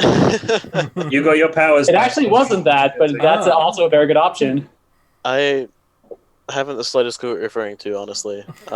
So I'm just going to... Wake up Smokey and ask.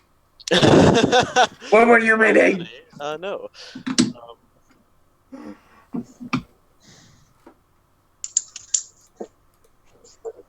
Alright, well this is not proving as fruitful as I had hoped. With an 18 intelligence check, can I say Valindra is smart enough to remember the Rod of Ruling on her own? I mean, you remembered it. Yeah, actually, that wasn't what I was trying to hint at, actually. So. Okay.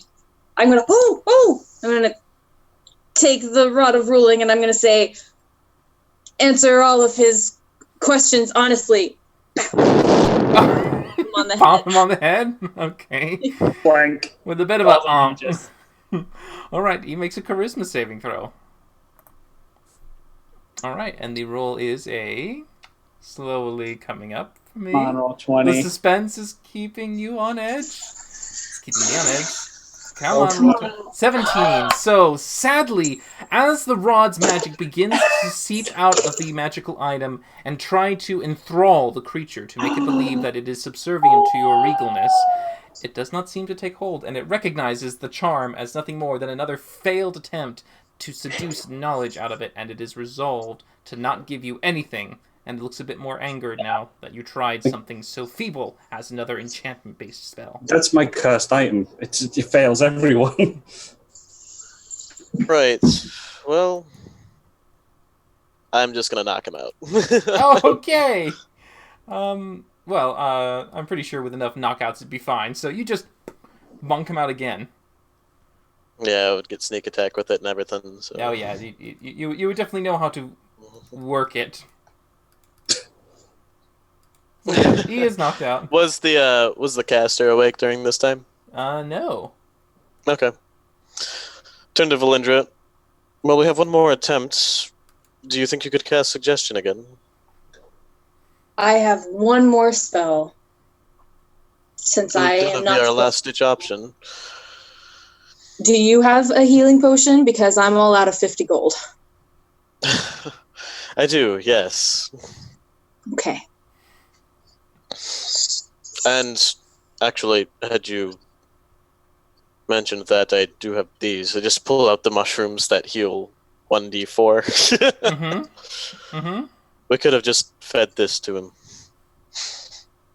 Like a mummy bird feeding its chicks. Love to see that. Okay, well, next attempt, shall we? Yeah, let's do it. Let's All right. go. So you wish Move the to muzzle. wake up the next one with a mushroom.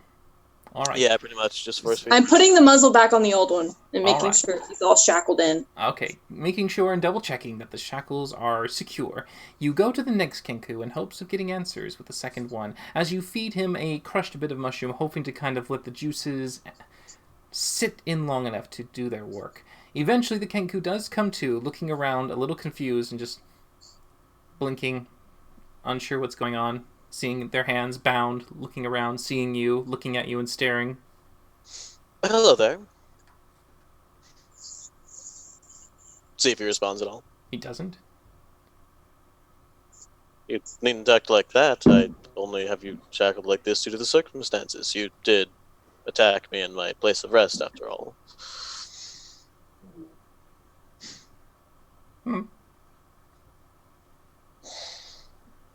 The Kenku just remains quiet and looks at you. Looking at him.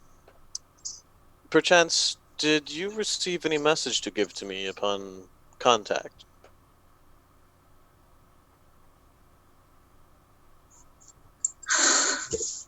Yes, I shall provide you means to respond.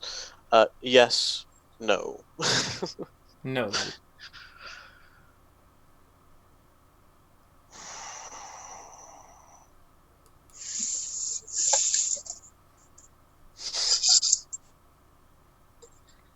It looks around a little bit more inquisitively, getting a scope of the area. I'm keeping an eye on him, making sure he's not doing anything casky or sneaky. Make a perception check. Casty or sneaky. Roll 20, can you please just... You only have a +1. All right. So you definitely try your best to make sure he's not going to do anything funny. As he looks around very intently, he sees his ally, he sees himself. Nothing Tell funny. me. He just seems to be moving around, looking. Tell me, do you know who I am? Yes. Excellent. So you know who my parents are, then?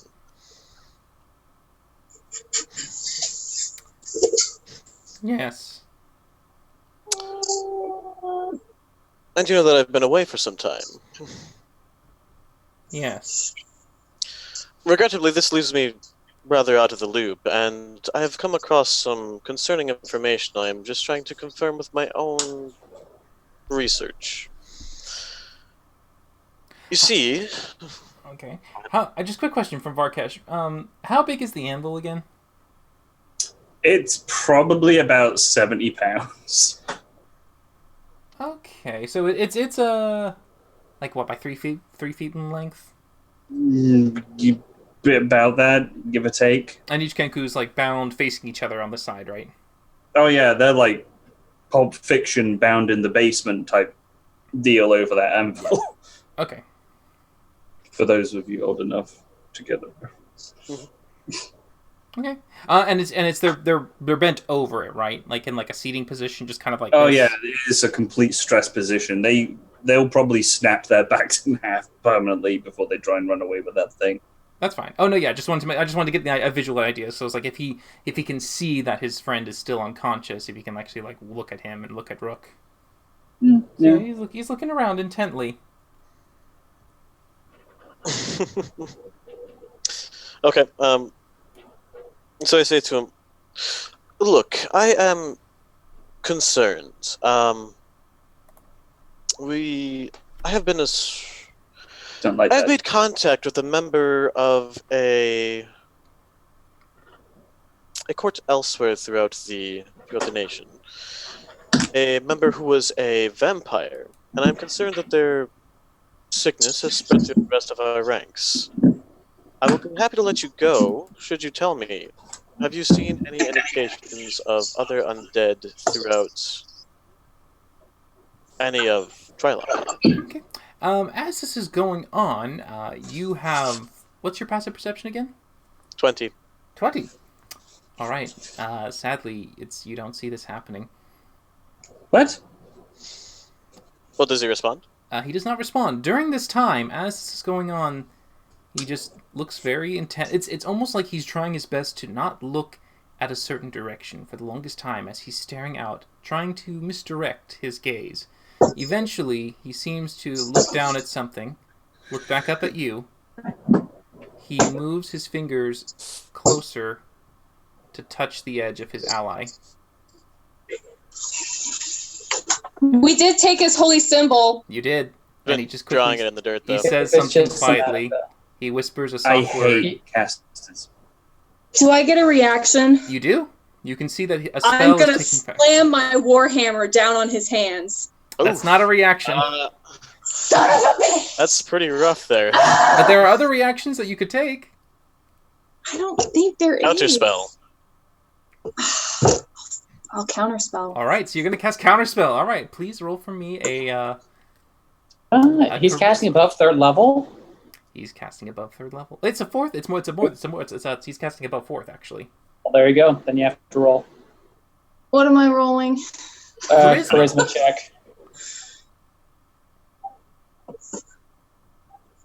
Okay, sadly that is not enough. As you see that as the spell is slowly being made into effect, you try your best to quickly, in motion, just banish the spell, but instead it just goes off, and as the two touch, they disappear. Are the manacles moving at all? The manacles are just like left there. I think Kayla is broken.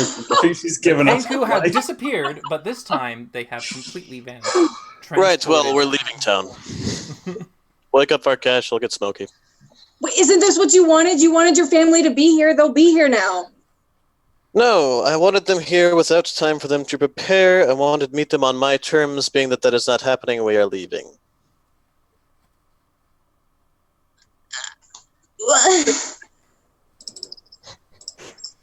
I had a full rest at this point. No. Oh, I mean- damn it! We could just move locations. And you could send a message to them tomorrow. If you want, I can have Winnie trot through town, go straight to their door, request to speak with them, and then lead them directly to them with no time to prepare. Okay. I feel like this is going to be something you regret if you don't get the answers to it. Okay, yes, we can try that. All right. So, do you wish to continue your long rest out in the open field? Well, I'm waking them up. Oh, all right. Everyone's being woken up. Smokey, you are aroused after 2 hours of sleep. Not even Roused. quite. Guys, we gotta move. What happened? Data mentioned They were- door. Unwilling to speak. Where are they? Elsewhere. In the city, probably. Fetching Rook's family. We're going to move somewhere else and try something tomorrow. But we need to find an actual good place to hide. Our best bet would be to get away from the city as far as possible, somewhere out of their purview. I wake up, shoot up, and go, "The wizard! We haven't spoken to that stone-makey wizard in 3 days. He's probably think that we failed. We should contact him."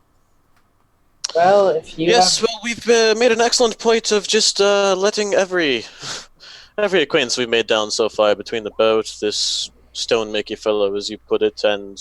Oh, are you casting sending? I will cast sending, and I will send it to the stone-makey wizard that we made a promise to. Okay, talk and pack, Varkesh.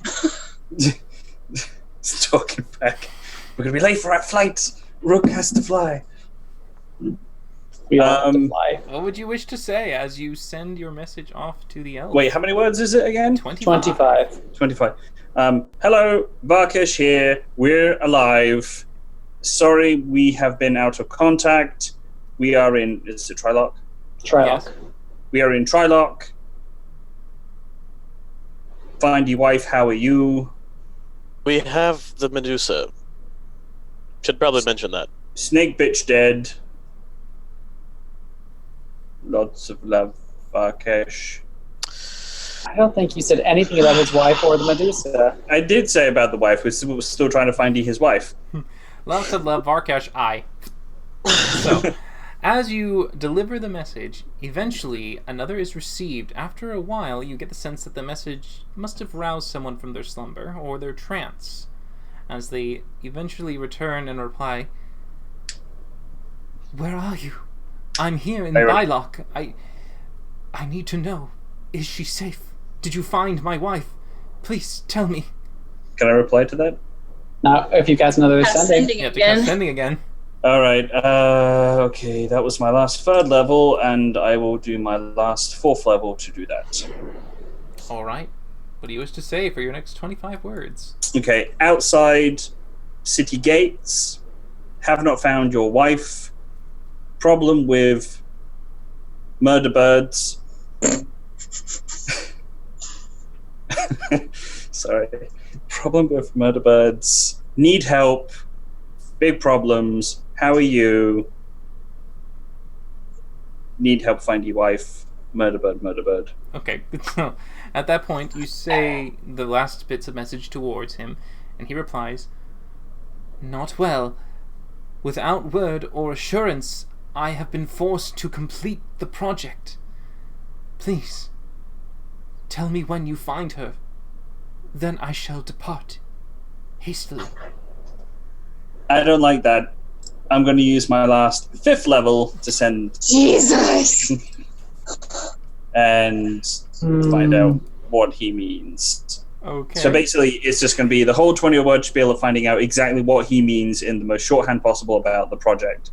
I want to know. Go, please, 25 words. What do you mean, completed the project? Tell me everything, please. We should meet. Need safe place to stay. And all that. Hasn't it only been like 24 hours No. since we've gone? You're coming up on the 3rd day. I suppose because we traveled from Bylock to Trilock, yeah. Yep. Okay. So, as you reply, he returns the message with, "I'm forced to move to the new headquarters in Greenwood. Okay. I cannot meet you. Please, save my wife." That's it. So you said main base in Greenwood? Greenwood. New base. It's not on our marked map. It is. Greenwood, not Oh, Greenwood. there's Greenwood. Oh, gosh darn my eyes. There is a second location that you have yet to reach, and that is in the Greenwood. The Greenwood Forest, specifically. But Okay. Well, he seems to have... Well, I did ask him about giving me details about his project, which he apparently didn't do. But what did he say? Apparently, he thought that we were dead or had failed in our attempt. He was forced to complete the entire project, of which I asked Oh him boy. to to tell me about, and apparently he did not. And that he's now currently located in Greenwood. Okay. Well, let's get moving. And is Lulu still up, or is she still asleep? Well, since you roused the whole party, she would have been woken up Yeah. with the rest of you. She would have tried to find some place to sleep. Yeah. Okay. On our way into the city, did we pass by like a series of trees or something that looked like a shelter that we could kind of like hide in for the night? There's a small grove further away from the city. It's enough to give you a bit of something to cover yourselves in. As opposed to being out in the open, it's not necessarily a full hideaway. But you could make That's your way fine. that direction. Yeah. I think that'll be the first place they check, though. I mean, do we want to just find another open field so that we can see them coming from every direction? We won't be able to hide, but they won't either. And considering that they are far more sneaky than we are perceptive, I think it's probably a good idea. That sounds good. Okay, so we will look for another open field. Further away from the gate wall. Okay. Further away from the gate wall. Preferably further away from the city itself. Alright. You make your way farther away from the city, going further into the valley and field in front of the walls, making your way closer to the lake edge as you move up a bit north, finding a new spot that is still open enough for you to see anything that might come nearby, and giving you a small bit of resting ground, a softer patch of dirt and grass, to perhaps try and get what little shut-eye you can. So how did the interrogation? Did you guys were able to interrogate though, right? It did not go well. Oh, We didn't learn anything. Miss Lulu, were you able to help at all? We didn't wake her up. Yes, darling, I wasn't awoken. Oh, I just saw they were missing, but then they told us they disappeared. all right. Well, are we gonna? Should we? I guess take watches and the rest of us sleep, or? Yeah. All right, I haven't taken a watch yet. I'll stay up and take first watch. No. You were trying to sleep. Go back to sleep. I'll take first watch. Keel over. Okay. How does fragmented long rests work for you, AJ? As long as you don't do any heavy activity, you can stay awake for about 2 hours. Then you have to get the rest fully rested. All you've done so far is walk. That's not Okay. enough to break your rest. Hey. I did enough to break my rest, right? You did a bit more, yes, so you would have to then start sleeping and probably not take a watch. Okay. I'm gonna pass out. I'll tell Winnie to keep a lookout as well. Yeah. Sure, Winnie can keep a little eye out, not needing to sleep. And, Rook, are you also choosing to slumber? No, I'm keeping watch. Alright, how long would you like to keep watch for?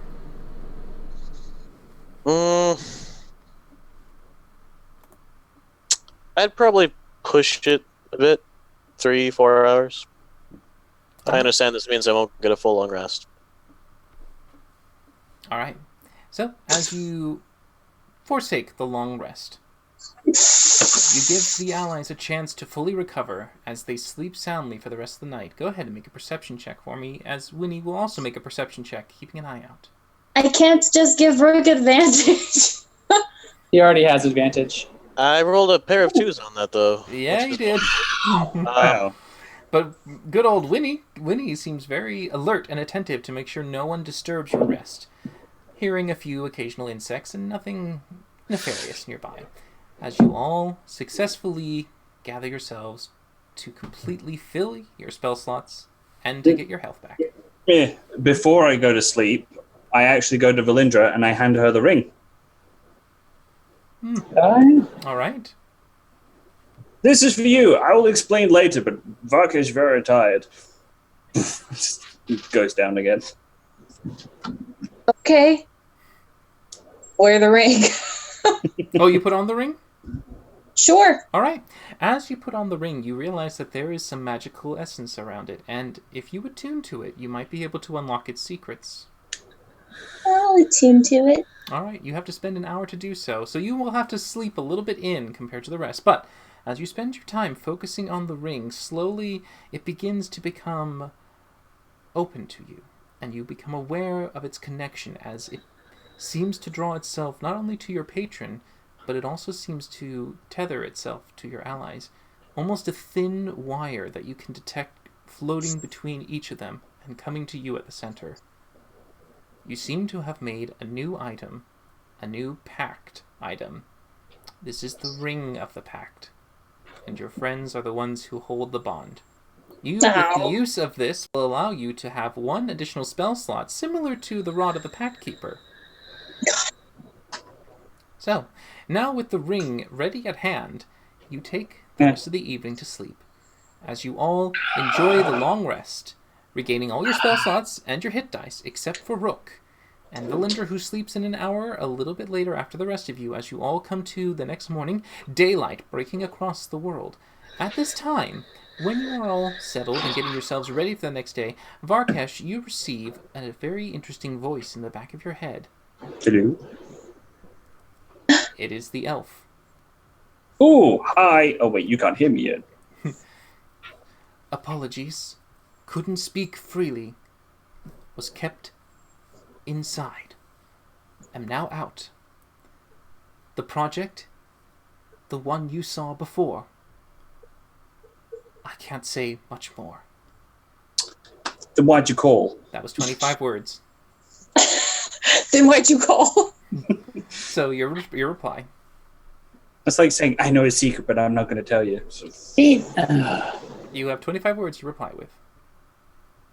Wait, I have to cast sending, though. No, you don't. No. You get the reply automatically. Oh, then I wasted all those spell slots for nothing. He sent it out to you this time because you hadn't sent anything to him, and he hadn't finished the spell yet. It's only one back and forth per Tell spellcast. me every single detail, please. I need to know what the project was. We know what the project was. No, specifically what he was working on. And now I've We lost know count. what he We was- know what it was. And now I've lost count. Now I've lost track of what I'm doing. Okay. What was I on? You were on 18. No. Yeah. Lots of love, Varkesh. All right. Letting it finish off with lots of love, lots of love. You eventually let it pass on as he receives the reply.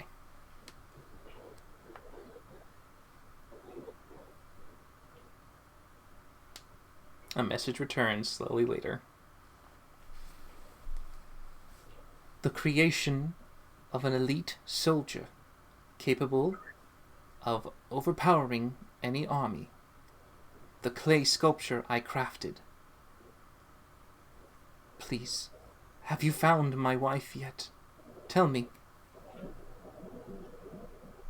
Well, we know that she's in a vault, We know that okay. she's likely in the vaults beneath Trilak. so that's why we need Trilak. Sorry. I know I can never remember which one it is either. So go ahead and reply if you wish. Before I do, I'll kind of like Oh. talk amongst Ooh, my party. What? sadly, you cannot. Can I not? Once, it's you reply back. Damn it. Can't push to talk? No? No. Damn it. You could try to write things out and do hand signs. Yeah, right. Okay. Heading to Vault now. We'll find your wife. We'll keep promise. Are my parts in there too? And yeah, thanks. Lots of love, Varkesh. That's all. That'd be 25. All right. So you send the reply back. You get the sense that he's not going to be able to reply back to you again since you had the message sent by him. Okay. But silence is all that remains as you have successfully communicated to the wizard. Okay. But yes, it's down to you now. What do you all wish to do? The morning is yours. I think we should head to the vault. Oh, wow. My God. Lulu, the contract. Yes, darling. What was it? It was to find a statue that was stolen recently. We believe it to be in the possession of one of the Kenku courts. There was indications that we had something similar in the vaults. I cannot say for sure whether that was it or not. There were jobs to move it. Then it may still be in there. Darlings, if you wish to take on the contract, you can. If you provide the sculpture, no matter who takes on the contract, they shan't be able to complete it, so I will be easily able to acquire it. That would be good. But we don't. On stone. We don't know who wants the object. What if we're giving bad people a really powerful object? That's why we keep it.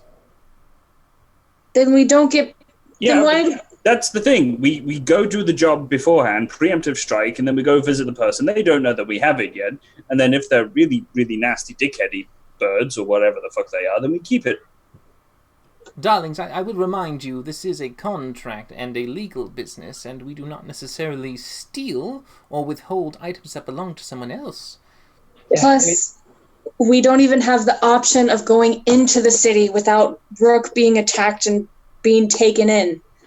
I say we send Winnie and ask for a meeting immediately and go from there.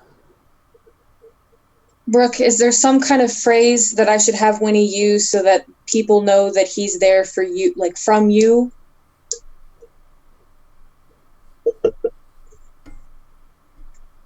I could put his crest on Winnie's fur. It'll last for an hour. Oh, Winnie could wear your ascot! I think the ascot would be the best method. The most definitive. We have a wagon, don't we? In the city. Well, Lulu can still go and get it. I don't know how safe that'd be. She's known to be affiliated with us. Darlings, anyone may enter the city now. It's past the daylight hours. We can go inside freely. Lulu, we're not worried about the city guard. We're worried about people who are... And plus, Farkesh and I pulled some shenanigans last night, so our appearances may be on notice. Well, here's the thing. If Lulu can go get the cart and then bring it out, Smokey, you're very handy at doing all this illusionary magic. Not today, I'm not. Really? Nope, didn't think we were going to go inside the city where we just tried to escape for our lives today. I just scowl at the cat, pick him up and throw him in the lake. Well, I mean, Smokey, you can choose what you wish to prepare. This is the time for preparation. Okay. I did it during the break, but okay. Because, I mean, when you wake up in the morning, everyone can always make a plan, because it says during that time you have to spend minutes according to the spell slots and level that you choose. Okay. Okay, I'll drop that and I'll take seeming. I do not believe we would stand to gain anything by going back into the city right now. Except the wife. Possibly. Yes. What is this wife, dears, you're talking about? We have a friend whose wife he thinks is being held in a comatose state currently underneath the city by some very bad people. We promised we would try to help. That's all I can tell you without putting you in more danger. Oh, darlings, I'm already associated with all of you. Any danger you have, I share. But if you wish to be discreet, that's fine. Though you need to go under the city in order to find this individual. Wait a minute. You know what the vault is? Darlings, everyone knows there are vaults under the cities. That's where the Kenku courts keep all their treasures. It's a well-known public secret. Though no one knows the exact location. I'm a bit of an out-of-towner, as you can plainly fucking see. Darling, no one can know the exact location. We do know that they are underground, probably somewhere within their headquarters for each of the courts.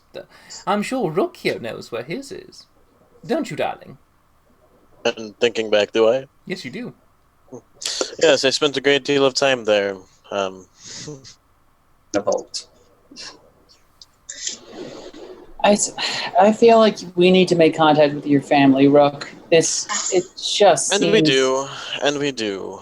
I would rather have it on my terms, but at this point it doesn't seem that's going to happen. One problem at a time. Do you want to do this, or should we just leave? I do not want to do this, but if I spent all my time running away from what I don't want to do, I would never accomplish anything. So it is best we get it over with. Let's go. So do we send Winnie and Lulu to get the cart, or are we going back inside the city? I don't feel comfortable going back in the city, and I don't feel comfortable sending anyone into the city. But that's just my personal opinion. I think, Lulu, I worry if you go, you'll just lead them back. But then again, if we just give them an hour time limit, then they... No, I'm not planning on giving them any time limit. I'm saying follow me now or don't follow me at all. Because if anyone other than his parents starts to follow me, Winnie can get out. Varkesh is walking to the gate.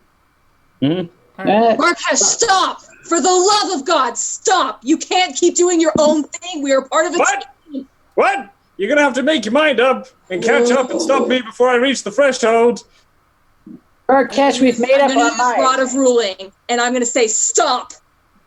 You know. All right. That's a charisma saving throw for you, Varkesh. Let's see.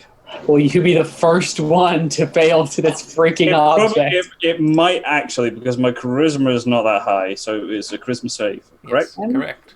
You're a cleric. You're proficient. I cannot see. Oh, wait, I am. Well, no, wisdom's my thing. 8. Hey! All right, so as the rod extends its magic out, you feel it slowly take control. All right, you are charmed for 2 hours. Jesus. I can drop the charm, though, right? Nope. What? I don't think charm necessarily would do anything, being that you're already friends anyway. You perceive her as suddenly a ruler, a queen, a regal monarch that you have been sworn fealty to. Mm-hmm. So glad they gave you that rod. I do indeed stop dead in my tracks. Varkesh. Yes, I Your know... Majesty. Oh my God, this was such a terrible idea. I know that you have a lot of concerns and things that you want to do in the city, but we have to start acting as a group. We can't all just keep going off in our different directions because we all have different things. Otherwise, we're not going to get anything done. We're just going to keep getting in more trouble, and eventually we're all going to end up dead. So, You know what, Your Majesty? You're rather astute. Almost as astute as myself. So, Varkesh, I think we're just going to have... Her Majesty's talking. No, listen to him! Okay, Cap, what are you saying? So we're going to send Winnie in with Rook's Ascot to get his parents and... Wait, say that again. I just had ass. Ascot. We're sending Winnie with Rook's Ascot. Okay, because it's like we're sending Winnie in with Rook's ass. And I'm like... I kind of need that one. And we're how do you guys feel about sending Lulu to get the rest of our card and stuff? And we don't need it. Did we leave anything of import in the cards? Lulu, did you leave anything of import in the cards? I think we did. No, darlings, but I will return it, of course, since it is something I have borrowed from the Traders Guild. How long do you have it borrowed for? Until I return it. If Excellent. I don't return it, then I shall be fined, of course, which I shall not have. Yes, well, for now, Let's see how the Winnie thing goes. we'll see how that goes, Winnie's and if already needed, going we to can the give city. it some time to cool off and then figure something out from there. Okay, so Winnie is tied with a mascot on his neck. Yeah. Okay, so Winnie makes his way towards the city as he moves as quickly as he can. Is he moving quietly and stealthy, or just moving as fast as he can towards the cathedral? He'll move stealthy. Make a stealth check for Winnie, please. Stealthy but quickly, so probably stealth with disadvantage. All right, so you're going to have it in 14. Oh, All right. So, Winnie is booking it as best he can, making a straight beeline path towards Trilak. Without any warning from Rook or some hindsight, we shall have to make some checks. about territories of enemy rookeries. Oh, fuck. When you walking into Bloods wearing crypt colors or something? Okay. Yeah. So, Winnie makes his way through the first part of the city, moving without anyone noticing him, seeming to be able to pass through all the way to the back, near to the bridge. Just as he gets to the bridge, Winnie gets a slight sense that Akenku is curious about him, and as he tries to maneuver and make his way, Akenku is slowly closing in on him, trying to maybe abduct, pick him up. He's unsure, but it is moving as quickly as he can. Winnie can see that the Akenku is beelining towards him. What does Winnie want to do? Oh no. Winnie is going to go to a very public place. And Okay. it just go. I'm gonna start talking through Valindra's voice, saying, oh, "God, this is not a good idea." I'm just gonna start saying, "Help!" Make a performance check for Winnie, please. Oh gosh. This session, y'all. Okay, as For the Winnie party. goes to the center of the court, you can see, or the market square, you can see that as it yells out "Help!" in a female voice, many of the onlookers turn and suddenly gasp in shock as suddenly this fox is talking out of nowhere, looks around confused as they're just unsure what the hell is going on, as the Kenku is now even more curious and astute, moving as fast as it can. He's now closed the distance, and he's going to try to grapple Winnie. Do I notice any kind of like insignia on this bird? Make a perception check with disadvantage as you are looking closely. Jesus. Sadly, no, you're not able to really discern that as he tries to grapple the Winnie. And he does not get a good grapple on. If Winnie is going to probably escape, make a acrobatics check for Winnie. Yeah, Winnie, in a very interesting and kind of almost circus-like acrobatic trick, just flips and back turns out of the way as the Kenku hits the dirt, and you can see Winnie is now parked away about maybe 10 feet from the Kenku's attempt to try and get him. What is Winnie doing? I'm beelining straight for the temple All that right, I know you that, just book it and run. You are all the scurrying while across. yelling, "Stranger danger! Stranger danger!" Okay. Well, this is going swimmingly. You guys just hear Valindra occasionally call Yeah. out. Yeah, Valindra just out of nowhere says the words "help" and then "stranger danger, stranger danger." While she's in Winnie's head, I'm just like there rubbing her shoulders. Going, "You're doing well, Your Majesty. You're doing absolutely well." With the support of your faithful knight, you are able to feel the back rubs, but you cannot hear. As Winnie is booking and calling out for help, continuously making noise, as there are quite a few onlookers on the bridge just looking at this bizarre scene of a little fennec fox yelling out in a woman's voice as suddenly a few Kenku are now coming behind, chasing... I'm Across yelling out for the guards. I'm saying, like, "Guards, don't let the Kenku get me, please!" Make a persuasion check with disadvantage, please. I give her. Aw, why? Cute AF! Who wouldn't want to help a talking fennec fox? People concerned by the presence of a talking fennec fox. Okay. So, Guys, I'm about to rage. I'm about to flip my desk. I swear. as Winnie is trying to call out for guards to help, none of the guards seem to want to react. They're just more astounded at this point, and instead of jumping into action, it's more of like watching the spectacle go by. They're just All of dumbfounded, you are fucking useless. yelling at them in a bit of a curse word as you make your way across the bridge. As you are keeping a good distance, none of them are able to catch up to you. It's kind of like a continual neck-and-neck run.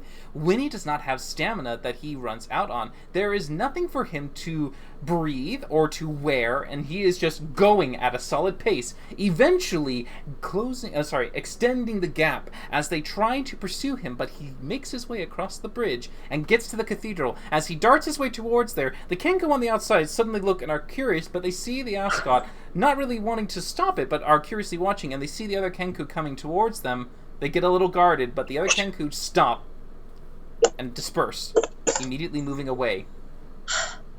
As Winnie is now inside the cathedral, looking around, seeing a few of the Kenku attendants looking down at this curious sight of a fennec fox running in at full speed, not even breathing or panting, just kind of standing there completely still. Rook, I'm in. Who should I ask for? What should I look for? Are you breaking your senses at this point? I'll cut my hearing, but I'll keep my vision. Okay, make an Arcana check for me for that. Lord. This is going so well. Ooh, nice. Ooh! I Not only- only are you able to do this, you can do this with ease, as you're able to transition between sight, hearing, smell, anything you wish. You can now flex your senses as you choose. Okay. Well, my mother's name is Dahlia, and my father's name is Whale. I'm sorry. We'll come back to that. Okay. Guess your I dad's will in a coop I will- with that name. pitter patter over to a. As in the whale of the wind, you Not could be Shamu. more accurate, and then I mimic the sound of wind wailing through Oh, I get it. whale. Okay. I'll have Winnie pitter patter over to one of the Kinku that looks kind of in charge. Okay, And heading just- to the altar. Yes, I was sent by Mr. Rook Belfry with a message for, what were their names again? Whale and Dahlia. Shamu and Dahlia. And I'm gonna bow so that they can see the ascot. Okay. They are looking at you, and they gather as many of the Kenku that seem to be assisting, as well as the altar, stand and look at you. The altar keeper, but they all stand and look at you, waiting for the message. No, I need to see them directly.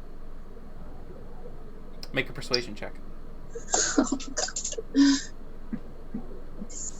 Oh, son of a All right.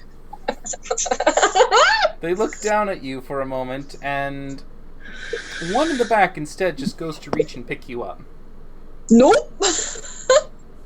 Okay. As you skirt Okay. around and away, they look at you a little startled, but they look Look, around. I know where their son is. I want to take them to him. He's safe. He's fine. He wants to talk. They stop and they look at one another, and you can see them hand gesturing, communicating something. Can I cut my sound and mimic the hand gestures so that Rook can translate for me? Make a performance check.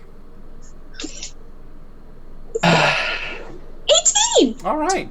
She is trying to convey a message to you, Rook, that you recognize some of the hand signals of, should we do it? This is crazy. What the hell is this thing? I don't trust it. Maybe we should kill it. Oh, they're not acting very trusting of this. They're concerned, and they may attack. Be on the lookout. All right, tell me how to get to your parents' room. I don't know how much has changed, and they have numbers on you. Even if you were to try to slip past them, they would I'm going to talk to the get Kinku. past them. Look, please don't kill me. I know how this may seem, but sorry, Belma. I almost pulled him off the table. But you know that he's in the city. He's fine. They want to talk to him. He wants to talk to them, just in a neutral location. I'm one of Rook's friends. My name is Valindra. As you take more information into account, one does stop and seem to move to the rest of them, giving them a quick hand gesture. As they look down, they seem to look at you intently, and they beckon you to follow them. I'll follow them. Alright, Winnie goes to follow him as he makes his way moving up and towards what appears to be the stairwell leading towards the rookery. Walking up the stairs, making as much of a casual, guide as the Kenku is. You make an insight check for me, please. Oh, Jesus. I'm actually good at insight. 16. Alright, let's see how they do. Okay. So, the Kenku does seem to move with a bit of an edge, but doesn't seem to be threatening. As he makes his way to the top, he turns around and he goes to grapple Winnie. Yep. I need Winnie to make an acrobatics check to try and avoid the 15. Alright, as Winnie is grappled, it picks Winnie up and holds him, and then moves and takes him towards what appears to be a secure place up in the rookery. Heading to the back, he seems to look around and just kind of go, "Wow! Wow!" And as he does, you see an older Kenku with a bit more age tied to the feathers, not as clean as they once were, but still trying to be kept as pristine as possible, turn and look around, staring at you and the one holding the fox. You can see All him right. gesture something. I'll gesture it for Rook. I think I see your dad and all. You try to do it, and it looks like the gist of it is explain yourself. Refrain yourself. Explain yourself. Ooh. My name is Valendra. I'm one of the traveling companions of your son, Rook Belfry. He wants to talk to you and your wife outside the city. We have a secure location, but he does want it to be just the two of you. Make a persuasion check for me. All right. As it looks at you for a moment, you can see that it gestures with its hand for a moment. I'll copy the gestures again. Can you understand me? He is asking if you can understand him. I'm translating your messages to Rook. He's standing right next to me and telling me what you say. All right, that perks him up a bit, and he stands up and gets closer to you, leaning down. He continues to gesture out a message towards you, saying, "Where is he now?" He wants to know where you are. Well, I would have to translate that. He's asking where I am. Elsewhere. That's all he need know right this moment, unless he is going to come and follow. Rook's exact words are, elsewhere. I can lead you directly to him. Why can he not come here? He's asking why I cannot come here, and in response, mentioned that he literally sent assassins to kidnap me. Why would I? That is a terrible. He's a little frustrated that you did try to send some assassins or kidnappers to come take him while he slept last night. The Kenku looks suddenly shocked. We sent no assassins. He looks legitimately surprised, Rook, whatever he just said. Fluffed. Well, he seems to believe that they didn't send assassins, which is more concerning than I thought. Ask him where Mother is. Dahlia. He wants to know where Dahlia is, his mother. Waiting for him to come home. Oh. Ask him to bring her. Communication will likely be easier for you and her than he and you. He would like for me to be taken to her because he thinks that her and I would be able to communicate a little bit better than you and I. The bird looks a little curious. What's wrong with talking to his father? There's nothing wrong with speaking to you, Father. I simply wish to know if Mother knows anything of the assassins. Or kidnappers, I should say. Can I just let you two talk? Sure. Okay. She knows nothing.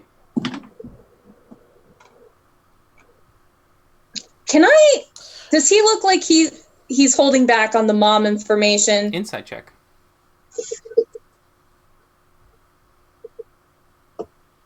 Son of a... I'm using my inspiration point. I don't care. I feel Okay.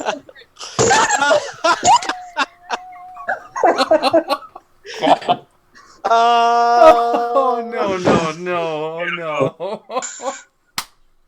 Oh, wow. Thank God we're not in a battle anymore. Oh, dear goodness. Okay, That was glorious. he seems sincere. Pretty honest.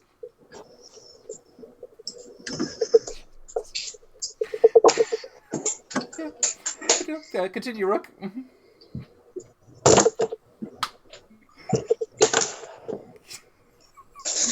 Just as an aside to Vlender, he is really pouring it on, isn't he?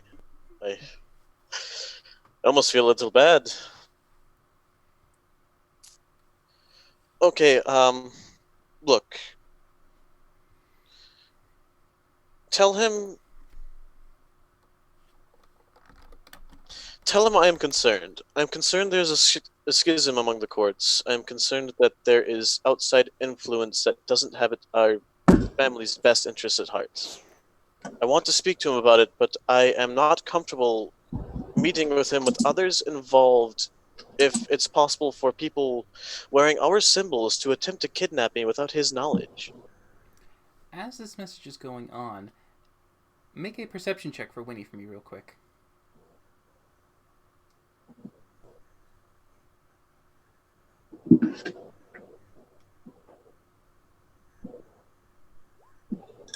Alright.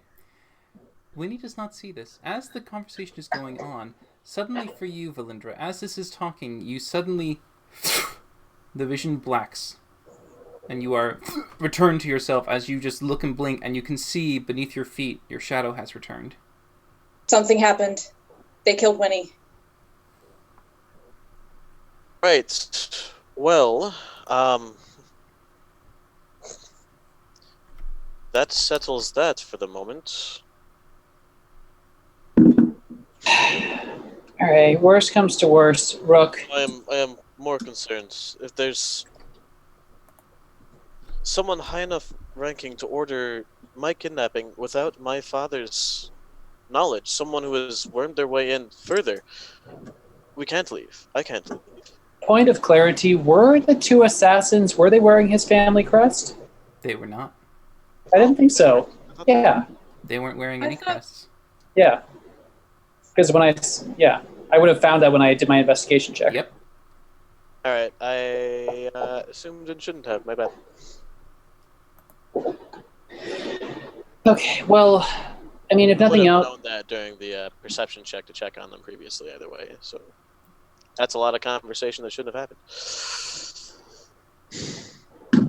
well, Rook, I am now familiar with at least I think it was Maggie, one of the higher ups in your Rook, so I can contact her. I Yes. don't know your parents, but As this is happening, Varkesh, you are still massaging your regal shoulders in front of you. Well, Belinda's regal shoulders, sorry. Yes, but same As you are doing this, another message returns to your ears, and you hear a very familiar voice of the wizard replying to you. Emergency. I need to warn you. They are coming. The vaults are about to be taken. Please, take my wife quickly before they reach her. There's not much time. fucking Christ. My Majesty is a little busy right about now, but I will endeavor to inquire about the promptness to which that we will collect your wife. But That's it. at the end of the day, is her say. And I'm saying this obviously out loud for everyone else to hear. Yeah, Yeah. it's What purple. is For Kesh, what are you talking like that? What just happened? yes? What was said? I don't know. Am I allowed to say, Your Majesty? Yeah, sure. Go ahead. Just like, he isn't exactly gentle when he's shot him. Shut He just he can bend steel and shit. So she's probably got a broken clavicle or some shit. I don't know going on right about now. I relay the information to what the wizard said to Smokey and Rook. Okay. Cody, there we go. We missed the first part. Oh, that is no coincidence. Something is happening in the courts now. They're aware of our suspicions, most likely. Thus, my family's in danger. The vaults are in danger. We need to go. All right. Go where? To the vaults. It's not ideal, but we have no choice. Is there a back entrance, a secret way in, or something that you know of? Do I know of anything of that sort? No, there's no back entrance. You do know that there's a way down into it. You can take a small detour to take a little bit more time to go through a less walked path, but you know the way there. There are only two entrances that I'm aware of. Security was more of a concern than convenience. We haven't the time to delay. I think we should need to hurry. Go. All right, so we're going to your family's vaults, or are we going to try and find another family's vaults? To the My vault family's that's vaults. assaulted? Okay. Well, we don't know which one that is. It'll probably be the ones with people I know assaulting which it. one it is, and more to the point, we can watch for large gatherings of people converging on an area. just large volumes of people converging on an area that they shouldn't be. Okay, so I will. Are we okay with me casting seeming and just trying? We're gonna go. Yes, it's time. We must. Go. Okay, I will cast seeming on us, and today we will. Yeah, we're just gonna be humans, different Alright. from what we looked like before. Alright, completely changing the appearances, you apply seeming to everyone, giving you the disguise needed to enter the city once more as you make your way towards the gates. You wish to head straight to the vaults? Yes. Alright, do you wish to be a little slightly, sneaky about it, or are you just doing a casual stroll, making your way once you get there, or waiting until you reach the entrance to the vaults? I'm going to say we should go casual stroll until we get closer to the entrance to the vaults. That way we can at least make better time than trying to slink through the shadows. Alright, so as And- you walk... I mean, they have no reason to be looking for No our problem. disguises. As you walk casually and carefully, you make your way all the way through the new district, over the bridge, back into the old district. You make your way to a section close to the cathedral, a small section of ruins and debris that to most would not really assume it to be anything special, but as you move away from the beaten path, you find that there is an opening, hidden within the rubble, that allows you to squeeze through what appears to have been a carved tunnel that has slowly been pushed down into the dirt and heads back towards the heart of the cathedral. Rook is making a very easy time navigating through the tunnel systems, knowing where the false passages are, and moving quietly and cautiously, with all of you making sure to make as little sound as possible. Make a stealth check, please. Okay. Yeah. And I'll also be keeping an eye out for any traps that were in places that I don't recall them being in. Alright, you can make a perception check as you look for that. Hey, okay, Valendra. And that 29 for the stealth. Ooh! I feel like there's shit. some more nat 20s for Valindra than we give her credit for. And only the 19 for the perception. Alright, by the No, way, with stealth, actually, it would be an advantage. as this time happens, Varkesh, the Rod of Ruling's effects fade from you. You are no longer subservient to them. They're just my grip just slowly increases on her shoulders. No, you're pissed. We're walking. Talk about it later. I just take the rod back and go, "Thank you. That was an interesting experience." Oh, maybe it'll teach you a little bit about empathy. And point the rod at him. He's like, "You're next." Again. But let's just continue. Alright, as you make your way quietly, the group is very capable of not only moving stealthily, but you're also able to make sure that Varkesh avoids alerting your presence to anyone nearby, keeping an eye out and looking to see if anything might smack him on the breastplate or if he might accidentally slip, catching him at the last second to make sure that his stealth actually goes to an 18.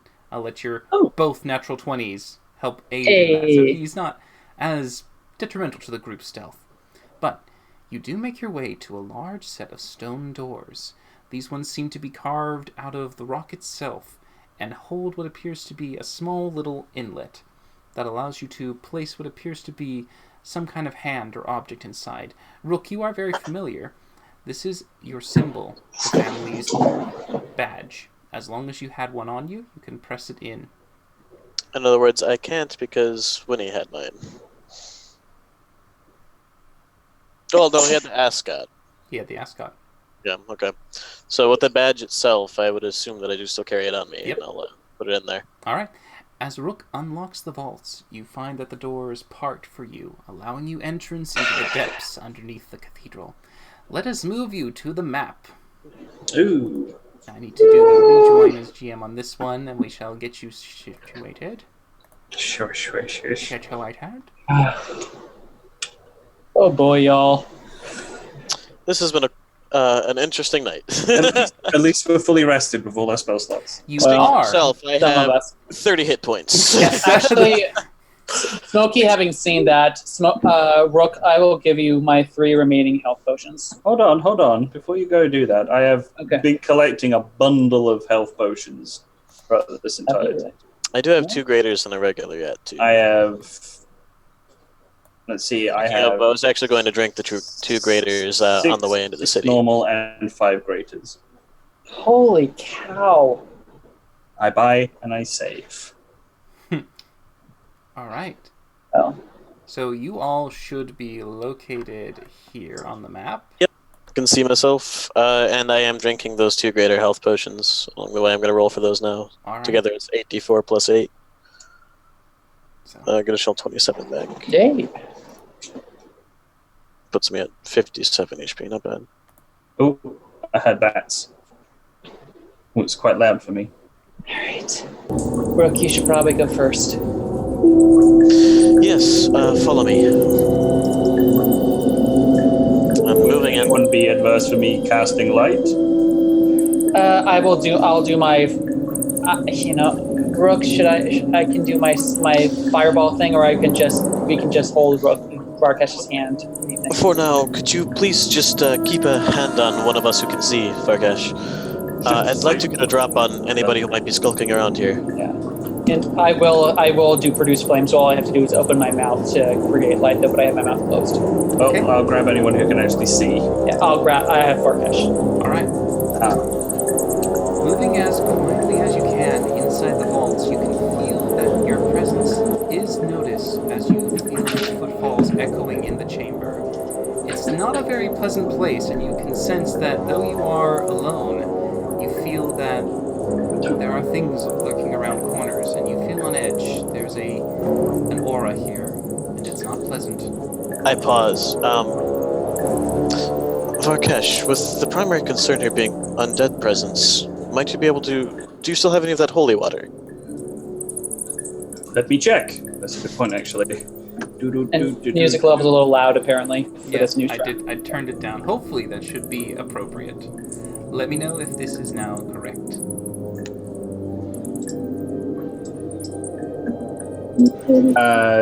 Sadly, I do not have any holy water left. No. I see. Are Okay. you expecting undead? I'm thinking it likely if there was a vampiric presence prior.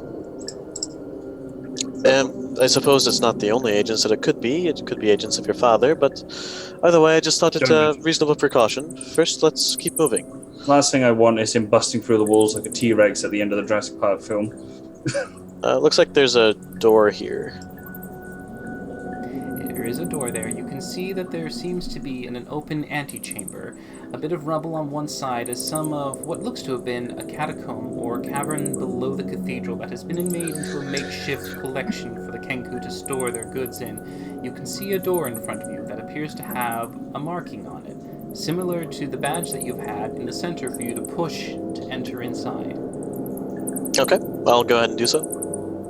Okay. Make a strength check for me. Alright. Oh boy. Alright, not good at those. This is a flat roll. Oh, 19? okay. Alright. You push, and it's very close. It's not enough. Varkesh, could you help me, please? Okay, where are you? I will slowly, Varkesh's hand on my head, I will lead him forward towards the door. Okay, and I'll put his hand just on the door. And okay, when we tell you, push. Okay. Alright, 3, 2, 1, and push. And I'll be helping Varkesh in this case. Alright. So Varkesh, you make your strength check with advantage. Oh, lovely. Bah, 19. Alright, Same as mine. it's close. You're still just like, Oh, start. Lost my grip. you still have to keep trying. It's not quite going yet. Make another strength check as you push and you push. Yes. It's having a Oh, trouble. wow. You might need someone behind you to add their strength Yeah. on top of yours. Smokey goes. Alright, Smokey, push on top, add on top of his strength. Oh, I do not remember this door being Yes, so and heavy. So I roll a strength check? Yes. Okie dokie. Nat 20. Go for it. That's a strength save. 21. Alright, Oh. 21.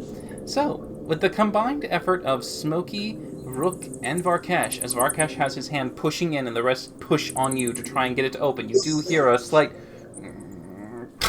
noise. Varkesh, make a wisdom saving throw. Why? I'm in the dark. I can't see anything. This isn't fair. Because you aren't the right person opening the door. Oh. Wisdom Answer. save was it? It's my guess. Wisdom save. Okay. You feel something slowly crawl across your hand. It moves up into your body, No. and it stops there for a moment. Into or onto? It's in your body. Okay. Okay. No. No, I don't like crawly things. All right. I'm sending a message to Varkesh real quick. A 22 wisdom save not being enough. What? That's nuts. I failed? You did. Son of a bitch! What? That's like my best stat. I mean, I guess it makes sense, though. This is All right. How does it a vault. So that is the one, and then the rest I need to quickly do this. So that's all right. That's a D12. Oh, okay. 1 second. AJ, stop! All right. Okay. Good. All right. So Varkesh, you are that. All right. So sent along, Varkesh, you feel an inner nature around you, and suddenly your thoughts are a little different, and you feel yourself more akin to a different side of you. Yeah, okay, yeah. That's a bit out of the blue, but You are effectively able to open the door, as Varkesh seems to be able to move it without any trouble. It's open for you to enter. Possessed. Probably. don't say anything. I just smile in the dark. I'll go ahead and have a look at it. Vividly. All right. As you enter inside, you can see what is beneath you, a lowered floor with a raised altar in the center. You can see that there are drips and drops coming from the ceiling, entering into the pool, slowly leaving a sound that echoes around. The chamber itself is filled with a slight aroma of a burning sensation. It feels like it assails the lungs, and it's a very foul odor. You almost instinctively cover your nose as you don't wish to breathe in the toxic vapor that seems to be permeating the room below. But you can see a set of doors onto your left, both of which are closed. They don't seem to have any means to open them. No handle, no mark, no lever, no wedge. But in the center, in the middle of the dampened floor, there seems to be two tiles that you could press open.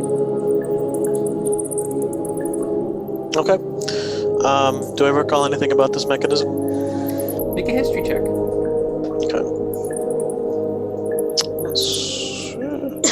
That's All 20, right. You were told about the vaults quite a great deal when you were young. Your father and mother would sit you down and tell you about the precautions and traps, as well as means to turn around any would-be thieves and the like. One of the first traps they did mention was that if anyone dared pass the first door, they'd have to pass a test of strength. If they did pass it, they would still most likely fail, because those too strong would not be too smart to be able to resist the change of heart. I reach out and hold Smokey by the top of the head so he can guide me again, but my clawed fingers just tap really maliciously on the top of his head. Okay.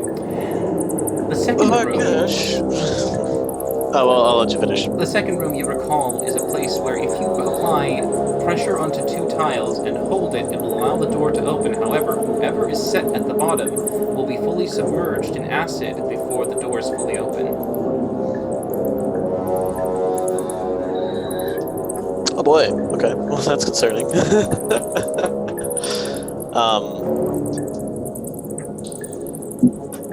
Brooke, what do we do? I'm sorry, I didn't catch that. I'm honestly rather exhausted from the drill. Was there a stated way to bypass this one, or just the acid comes in no matter which button we press? From when you asked about him, you do know that the acid will rise from below, and that if you are quick enough and agile enough, as most Kenku are, you'd be able to avoid the perilous burn. Okay. Well, for this situation, I will take care of it. You three, stay back in that last room there. Okay. Can do. I don't like anything about this. So, Rook, what do you wish to do? Okay, so as soon as they leave the room, I'm going to steel myself for this rather horrific sounding trap and hit the pressure plates. How do you wish to get to the pressure plate? It's currently right there. It's the one that's right there, yeah. Well, I would take the stairs on the right-hand side. All right. As you make your way to the stairs, you can see that the floor is slightly covered with about maybe an inch or two of this liquid. And as you get your foot close, you can feel it. It sizzles slightly when it touches it. So it's already acidic then. Yes. Never mind that then. I'll go ahead and look around. Do I see any means with which to traverse above it, or otherwise, is there a rope of some sort that I could There's secure? no rope, no means to be able to grapple or to climb. It seems the only way to reach it might be to jump. Okay. Oh boy, I'm not good at jumping. It's strength-based. I lean down behind Smokey. I start whispering in his ear. We could just let them die. Hey Varkesh, could you What? throw me over? Sorry, did you need something? Yes, could you throw me over to that platform over there? What are you trying to accomplish here?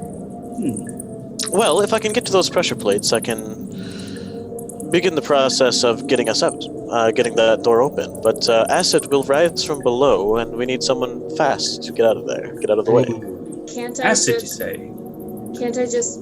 push the pressure plates with Mage Hand? Oh god, your Mage Hand. As you have the mage hand go and test it, you can see that it doesn't have enough strength to be able to depress the tiles. And there are 2 of them. Well, that answer is no. So there goes my bright idea. It was a good thought. Although, we could just leave too. And I'm watching Varkesh to see how he responds to that statement. I mean, I can't really do much. I'm in the dark. Oh yeah, I'm just seeing if you respond to it at all. Oh, since I have the knowledge that trap's supposed to fuck with the way people think. I mean, we're already here. We might as well push forward. All right, well then, come. Let's get me over there, please. I just grip Smokey, and I'll be like, Look, maybe I should throw you because Varkesh can't see anything right now. I mean, I could just open my mouth. Technically, I should be garble speaking, but whatever. Do you think you could? Smokey just opens his mouth. All right. Now there's light. Yep, there's a bullseye flashlight leading for you to see ahead, Varkesh. Rook is standing at the edge of a precipice. I just walk right by him, and I just stand behind Galindra. Like, do you mind? I have something to do. I mean, Back if anyone needs me. matters not to me how I get over there. I just need to get over there. So I stand right behind Rook, and I just place my hands on his shoulders really firmly. I'm like, so where did you want to fly to? So you see that platform across the way there? I just need to get thrown over there. Preferably so that you can get a safe distance away. I know I can get out of here in time, but I'm not so certain about you. I'm fast when I need to be. But ready? Ready to Yes, fly? I'm ready. Let's do this.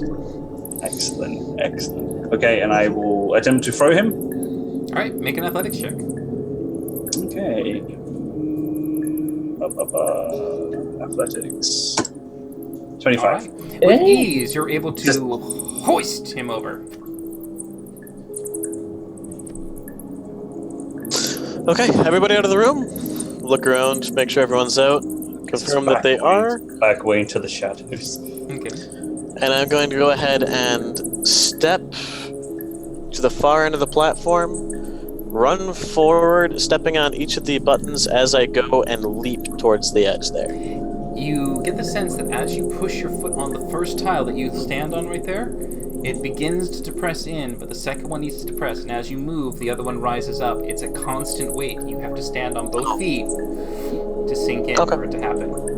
Alright, well, that plan ruined. I'll go ahead and stand on both of them then. Alright, as Rook stands on both and he begins to press his weight down on the tiles, you can hear a slight grating noise as if wheels are turning and stone is grinding. You can look to the left and see that the door is kind of shaking a little bit, ready to move as it slowly begins to try and pry apart. Rook, you notice that below you, you can see that the acid level starts to rise. It's going taller. You are about 20 feet down into this pit as your allies are standing above you. You can see that 20 feet it's down. rising up. And tension rising up. The doors are slowly opening. They're almost to the point that they are about enough for Smokey to squeeze in. As the first bits get close to the top of the altar, you get the sense that maybe you have seconds before it will reach your feet. I call out, everybody get through the door now. Dash through the door. Yeah, completely surprised because there was no warning of what to do. Yep. All right, 25 and 30. So you guys would have to spend a round to get over there, as you see that the door is pried open for you to enter.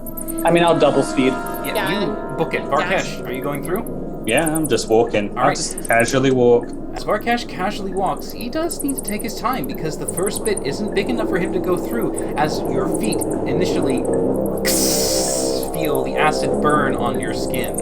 Don't even react. All right, you take 9 acid damage as you feel Varkesh is slowly getting to the point where he can go through the door. As he gets through, you just bear with it and grunt.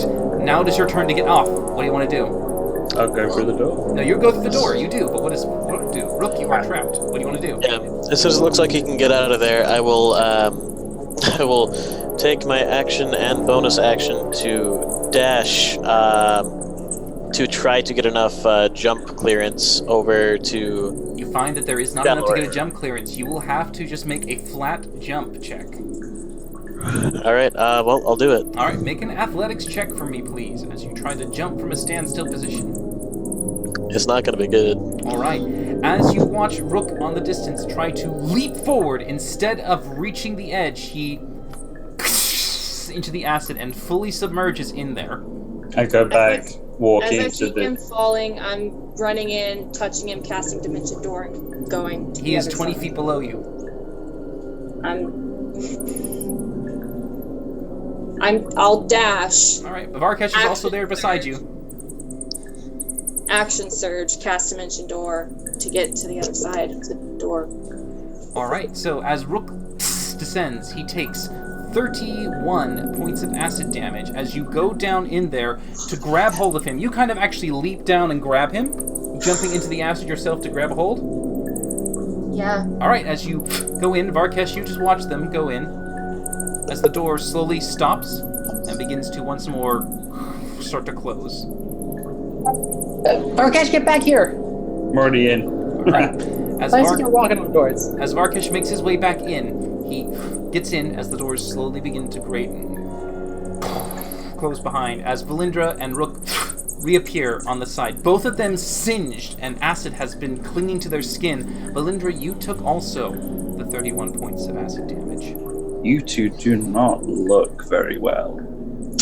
Yes, well, I don't feel very well either, Varkesh, but Yeah. we haven't time to waste. Well, Varkesh, can you do some healing on them really quick?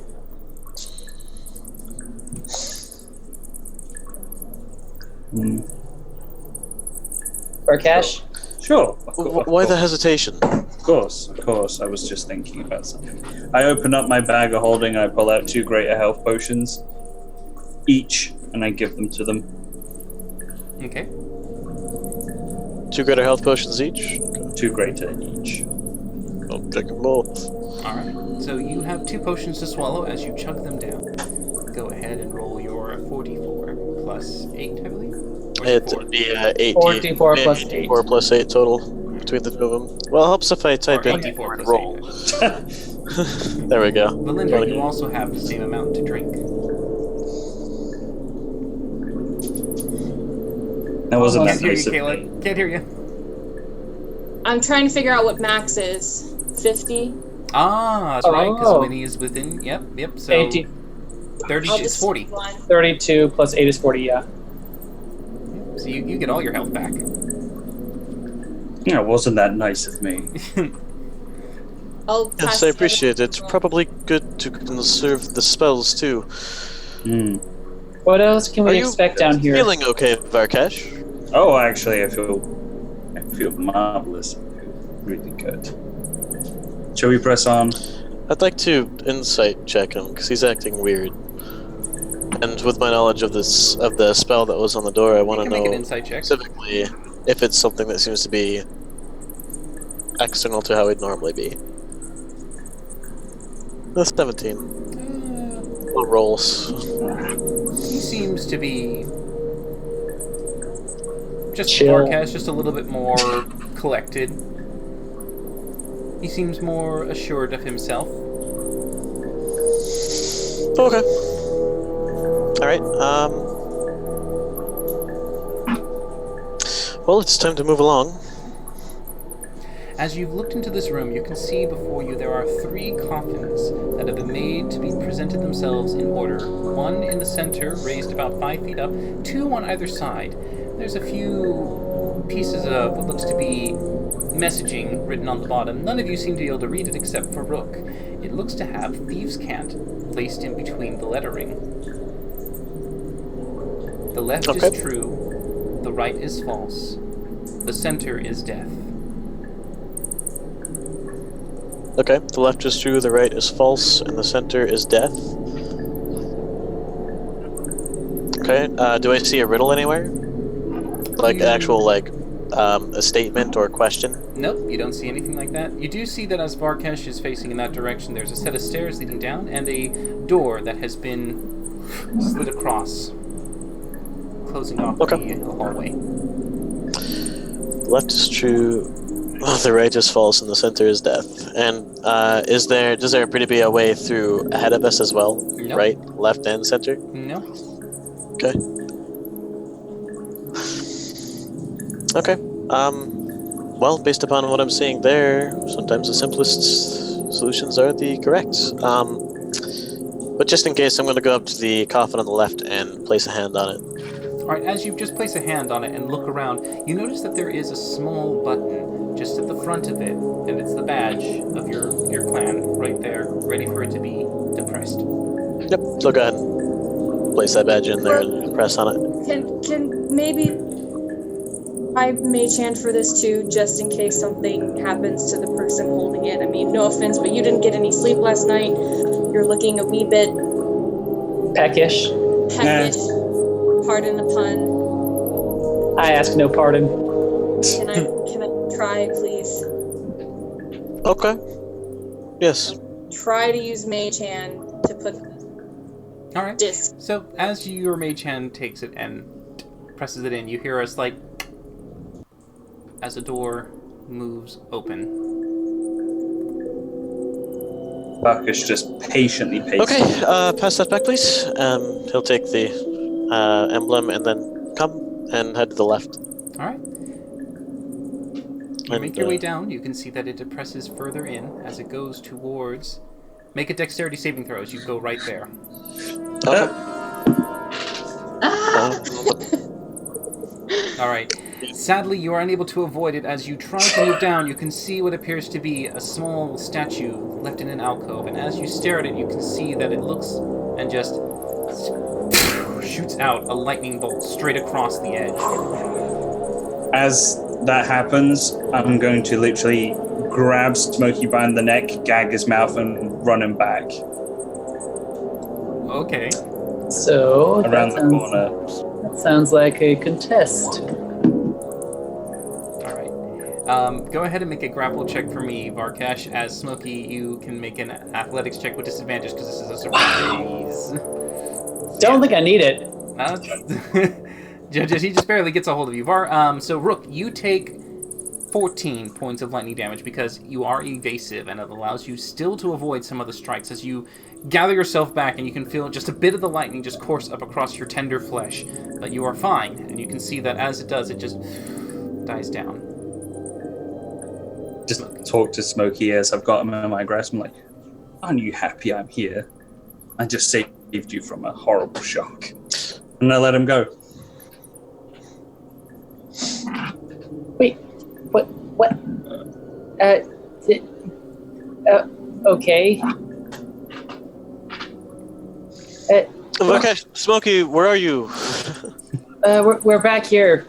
Varkesh yanked me out of the way when he saw lightning. Okay, that was good of him. Let's move along. Look out for this thing. And actually, I'm going to go ahead and look back and see if I can spot the exact trigger. See if it's reset.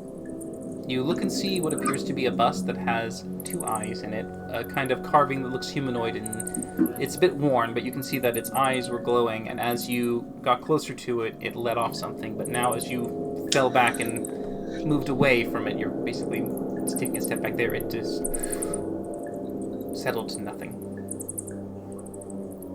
Do I see any alternative means to move through or anything of that sort? Best make an intelligence check.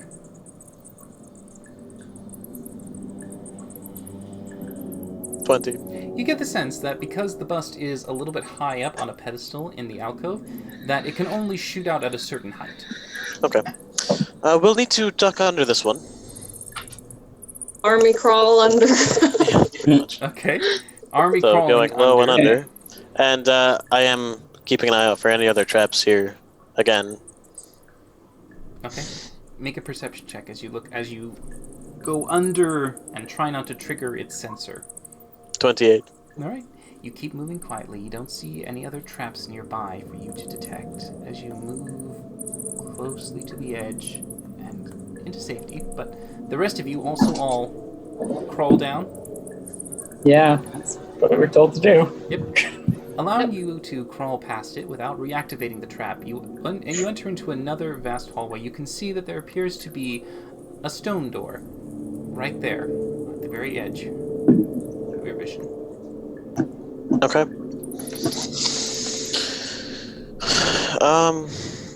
Well, continue in here, I suppose. And so, Traps. how often do you want me to declare that I'm looking for traps? Because I did say that I was doing so when coming in. Mm-hmm. After every room, you can make a Event. perception check. Okay. Because Okay. it's basically in each vicinity that you're looking in that you make a new assessment. All right. Well, I'll look again then. Nothing here. It seems to be that it is clear of traps. Okay. Moving in. All right. You make your way to the stone door.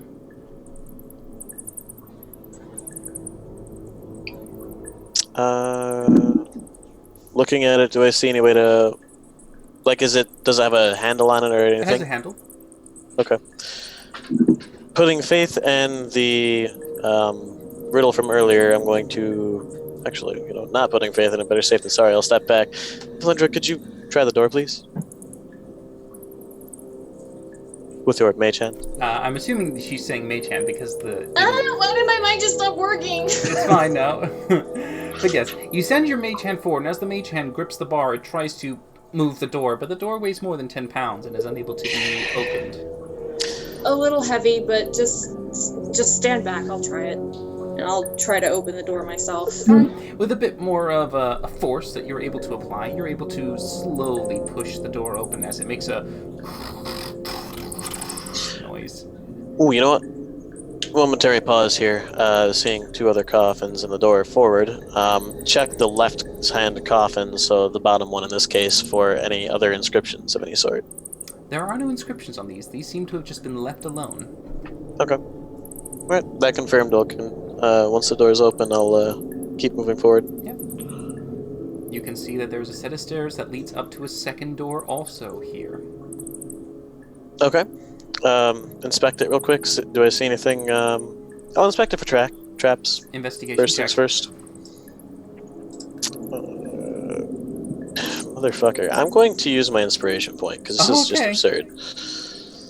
That's the second time I've rolled 2 2s. It is. 24. Goddamn. Alright. No, there are no traps on this door. Okay. I'll try to open it. Alright. You push it open with your strength. You're able to move the door aside.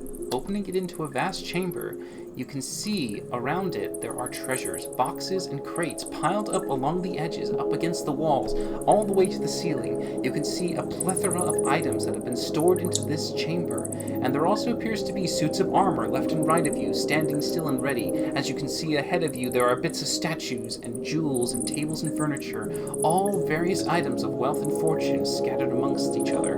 You also do see in the corner, just around here, what appears to be a tall, black statue of a feline. Traps or anything like, I don't know. Yeah, scan the room for traps. Was what Yeah, I said. peek my head through the door. Do I see anything? Make a perception check. During this, Varkesh will whisper to Smokey and be like, awfully headstrong, aren't they? They God don't really appreciate what we can do. Wait, what? Just saying, they don't really show any appreciation. Especially for me. I think that's about to change, though. That's Blue, what are you talking about? Nothing. I guess I'm just speaking out loud. Well, that's generally how people speak, but what's bugging you? It's okay. As far as you can tell. Inside check. I'm gonna inside check. He seems Okay. sad. This as is you an odd are- place to bring it up. As you're a little curious about Varkesh's behavior, Valindra and Rook, the room seems fine. I'm concerned. We didn't see any intruders. Anything that would belie the message Varkesh received. The what? Oh. Well, I mean, I'm talking to Valindra since you were already talking with Varkesh. Alright. You do make Yes, your insight check, though. 19. Varkesh seems to be a little bit more self-centered. He doesn't seem to be as openly caring, but he's still Varkesh. It's just that it's more of a different side. Well, I mean, Varkesh, if you want, like, once we get out of this and we can actually, like, sleep and stuff, I promise that I will do the horn polishing thing that you liked so much, like, back a while ago. I'm sure Rook would let us borrow his horn polish again. He just smiles and pats him on the shoulder and go, a task for which I'm sure you're very well suited. Oh yeah, my Nana made me rub her feet all the time. It was much nastier than anything you got. I have an idea. Gross. Sorry, man. Collapse the door behind them. Why? Just do it. It'll be a laugh. No, it'd be a scream.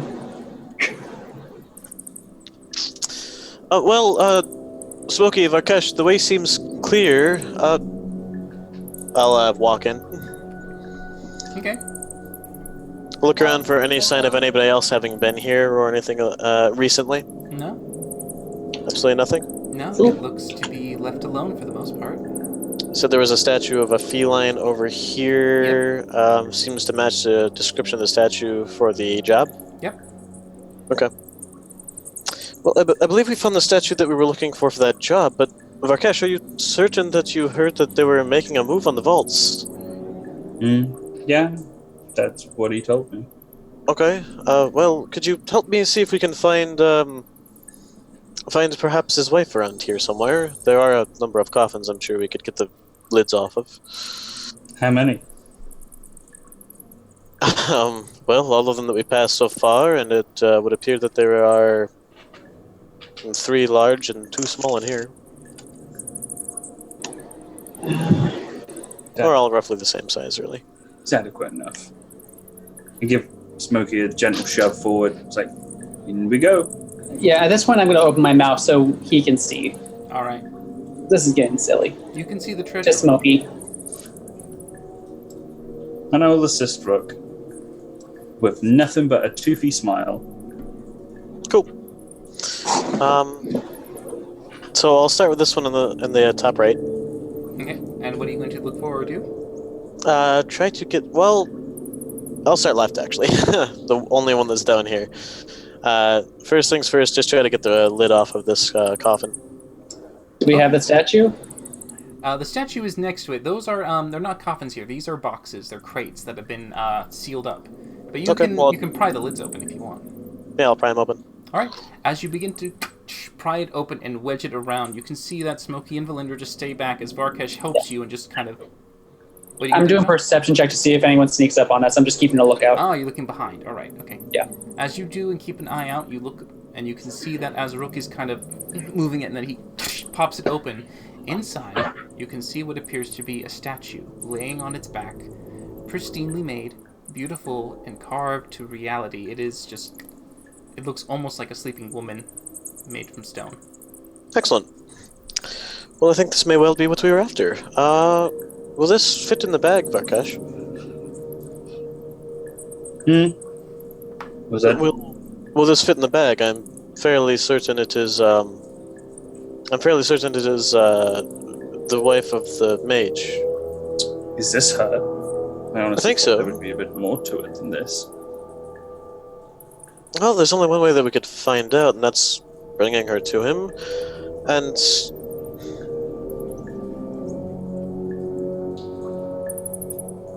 Would I'd you like mind to giving- finish this as soon as possible so we can get out of here. And well, clearly this wasn't the correct vault if no one's here. Well, there is also a little bit of an issue with the stolen body parts of mine that I would like to recover. But would you mind giving me a Stolen hand? body parts of yours? I'm sorry. Yeah, the mage, when he stole blood, scales, and flesh from me. Oh. Well, if he's still got them, I'm sure we can barter them back. I mean, we have everything he wants right here. I just open the bag of holding. I was like, would you assist me? I mean, she does look awfully heavy, and I would hate to break her. This is fair. I am not the strongest, but certainly let's get this done. Sooner we can get this done, the sooner we can leave. Okay. So as you both heave her into the bag of holding, opening it as wide as possible so she can just slide on through. I can imagine Varkesh, actually, you could just open the bag and just kind of do this. Pretty And let much. her just slide right in. Mhm. As you begin to do this, Varkesh and Rook, you can make this with disadvantage because you're focusing on there. Valindra, you may make it with advantage. And Kayla, try talking again, seeing if your mic is. Yeah, you're good. Hey. She can hear you. It only works if I talk like this loud, though. Like if I Well, talk at my normal volume, then nobody can hear me. Yeah, but you sound normal when you speak that loud. What happened? Everything was fine. What check am I making? we don't know yet, actually. Perception check. Oh, okay. Varkesh Actually- and Rook with disadvantage. Valindra with advantage. Okay. All right. 16, 12. Valindra is 20. All right. And I haven't made one for myself either for listening if we're going to be snuck up on or anything. You make a perception check. Sure. Where is it? There it is. 16. All right.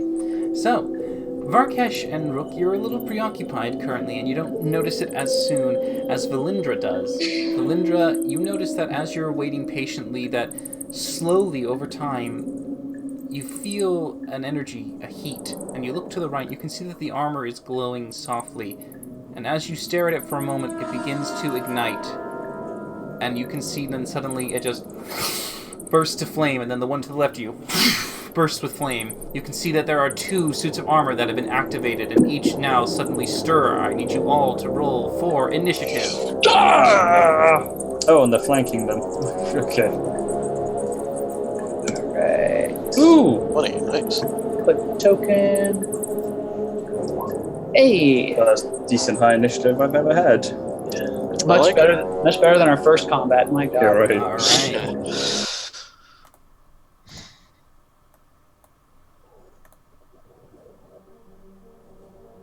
Can't believe you sent me that entrance. So bad. Can't believe the DC was that freaking high. That's like final boss demigod avatar DC save. You are getting into some Here big has been. things. Yeah. Yeah. All right, let's get Which these in. I have no idea how this is going to play out now in combat. I really do. Just quickly get them up. I like what you're doing so far. Don't It's know what your instructions were, but yeah, I agree. Interesting. Creeping me out. I don't like it. I'm so sorry. I don't want to do it. I'm really sorry. All right, let's pop that out. I mean, Smokey does have his eye on you after you said 2 different times that we should effectively kill our other 2 members of our party. It's for fun. He's only jesting. You've said it twice in like 5 minutes. He's jesting. Alrighty then. That one is at a. Oh, just get that in. All right. And then for the other one. Okay. La la la la. Varkesh song. All right. So, top of the round, we start with Valindra. On alert. You can see them coming alive and turning, their heads just locking in on you as flames lick the interior. Can't hear you. Talk louder. God! There we Okay. go. We can hear you. I'm gonna cast Hex All right. Which one? on the one that's right here next to me. All right. You apply And then your I will hex to the cast- creature. Chill Touch. Oh, okay.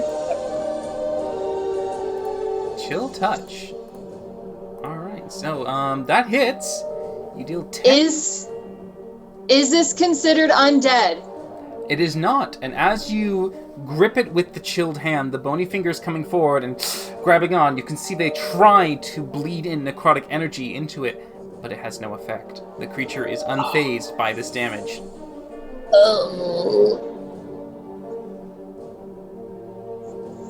That's the hex too.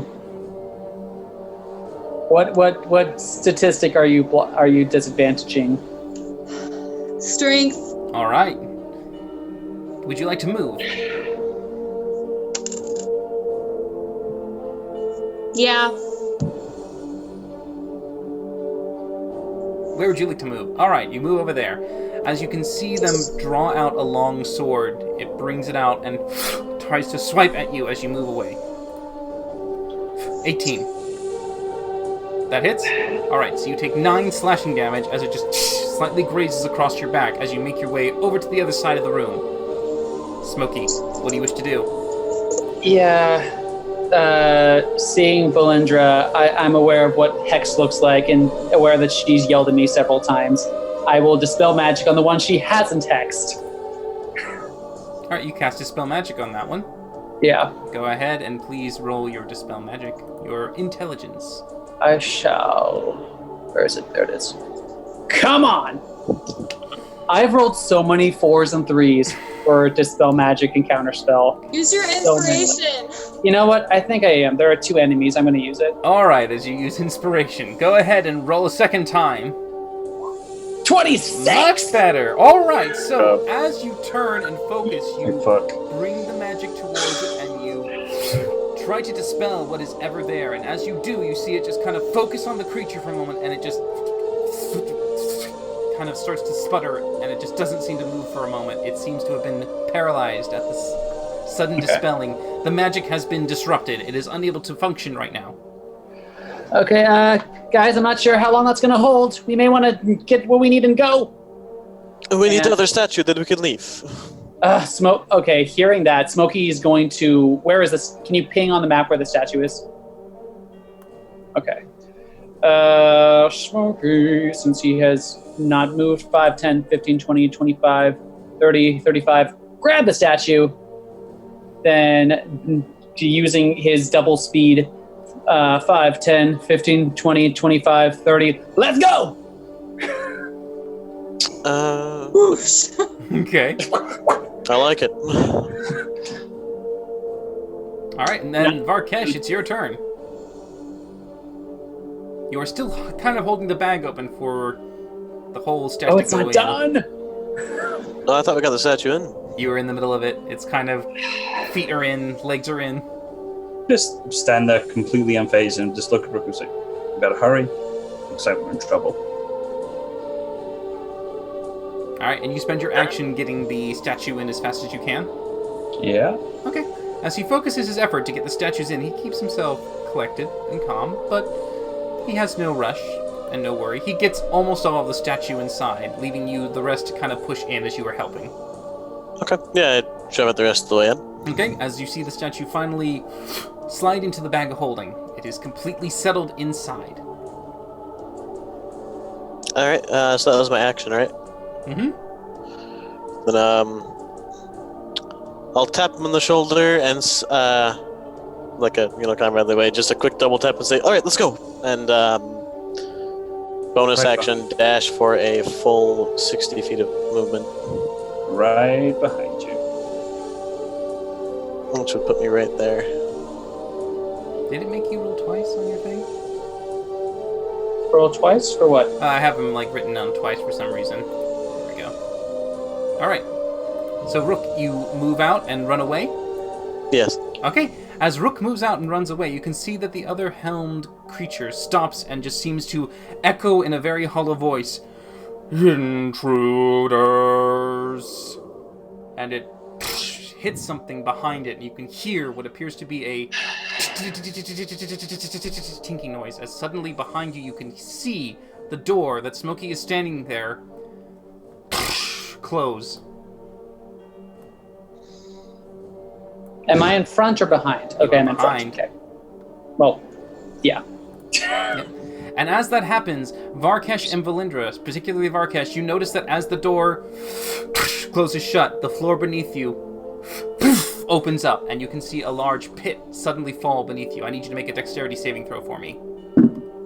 Oh no. 21. Yeah. All right. Valindra, you are fine. You are not in the pit. Super fast reptile. Yeah. But yes, you're able to quickly jump out of the way as it begins to fall open, and you can see a massive hole in the center to try and prevent anyone from getting anything out easily. Furniture and large objects having a difficult time passing through this as they have to skirt across the edge. You are now completely trapped in a chamber. The other creature is currently paralyzed and unable to do anything at this point. Valindra, Rook is gone. The door is slammed shut. What do you want to do? Smokey, can you dimension door? Yeah. All right, Varkesh, let's go. And I'll go over and grab Varkesh and dimension door to the other side. I pull away from her before she does that, and I push her into the pit. Okay, so you pull away from her as you try to not become a willing participant. Valindra, he doesn't seem to be willing to go. It's not his turn yet to push you in, but he does seem to kind of position himself in a very odd manner. Varkesh, we gotta go. Now's not the time to be mad about the Rod of Ruling thing. Smiles. But you hurt my feelings. Smokey, you get him, and then I'll dimension door out. I Okay. got time for this shit. Alright, where do you wish to dimension door to? The other side of the door with Rook. Alright, so you just appear on the other side. And I'm leaving Winnie in there to make sure that they get out. Alright, as Winnie is going to be your eyes and ears for the most part. Smokey, what do you want to do? Varkesh. Smokey is gonna. Can I come down a square? Is that allowed, or is it kind of? Yeah, you can move. Yeah, sure, it's fine. Yeah, I'm just skirting around. Hopefully, this guy is 5'10". Well, you move away from his grasp, so he does get an opportunity attack. That's fair. Okay. Yeah, so he is going to, instead of you moving away, he's going to try to grapple you instead. Sure. So he's going to make a strength grapple. I will Natural do- 20. Ooh. I could still beat that. If I just roll really good. Ooh, very close, pretty- but no. Okay. Sadly, so as I'm, you try to move away, he reaches his free hand and holds onto you at the back of you, as you're just kind of like, as he hoists you up. okay, so that's movement. This guy, before I'm gonna dispel magic on him. Okay, go ahead and roll your intelligence check to try and dispel the magic. On Smokey. This should be my thing. I shouldn't have to get re-rolls. 23. All right, and as you do, you see it seize, and it is now holding you aloft as it is frozen. Varkesh, can you please walk to me so I can get us out of here? Sure. It is your turn, After. Varkesh. But after I deal with these things, I'm not running away. And I will go to this one, and I will attempt to throw him into the pit. Okay, easy enough. It is paralyzed currently still, and you're able to grab a hold of it and just chuck it into the pit. Pathetic tin cans. I could forge better in my sleep. And you, get out of that thing's grasp. It's embarrassing. All right, as the thing Hurts a little bit. falls down, it makes a tung noise as it hits the floor. All right. And I will finish the rest of my movement to go... where was I originally? I was over there, so it's 5, 10, 15, 20, 25... I think it's there, I think. I can go. At least, yeah. Yeah. All right. My turn. Rook, what do you want to do? Okay. So I see Valindra come out. Are Smokey and Varkesh coming? They have a way out. I told them to. How is sound between the door? You can hear sounds a little bit. It's not like it's soundproof. Okay. Okay, I'm going to try to disable that statue. Should give us some time at the very least. And I will take my action to move to this point. Can I see the statue from this angle? Laser statue? Oh, yes, you can see it. It's Yeah. right there. Okay, I will go ahead and take aim at it with my crossbow and use one of my adamantine bolts to try to shatter it. Okay, go ahead and make an attack. There we go. 17 to hit. That hits. Okay. And because this is an adamantine bolt, it's an auto crit. Yo. Poison's obviously irrelevant. But do I apply sneak attack to this or no? I don't think you snuck or have an ally within it, but it again, It's it's also an a inanimate statue. object. There's no real like vulnerability. It's just shooting something at it. Okay, fair. 2d6 plus 5.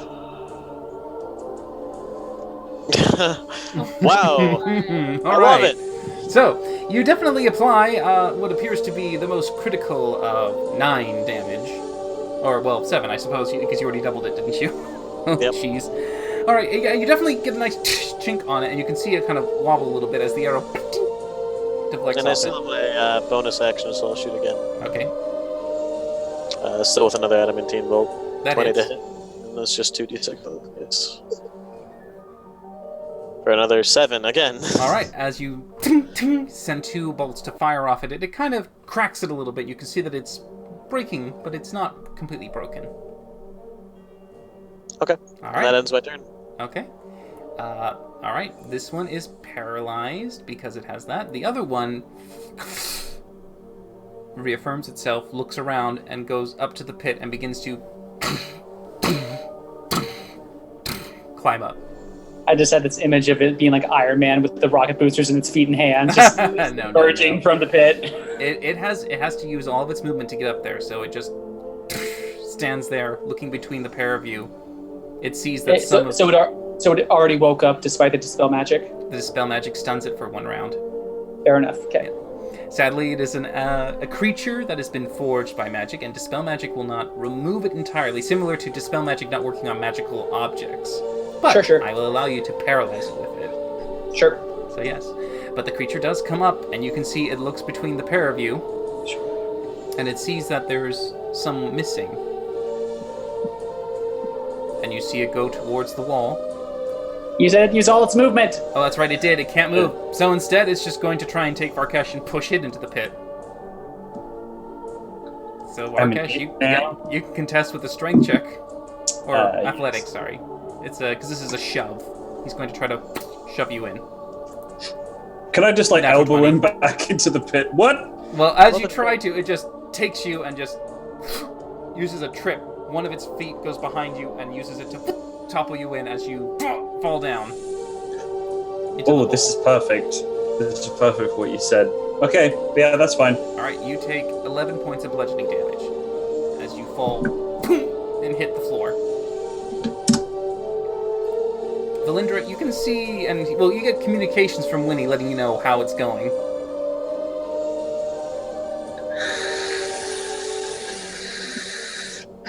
This could end up What do you want to do, Valindra?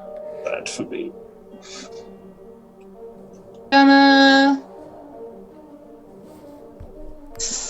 Jeez, I don't...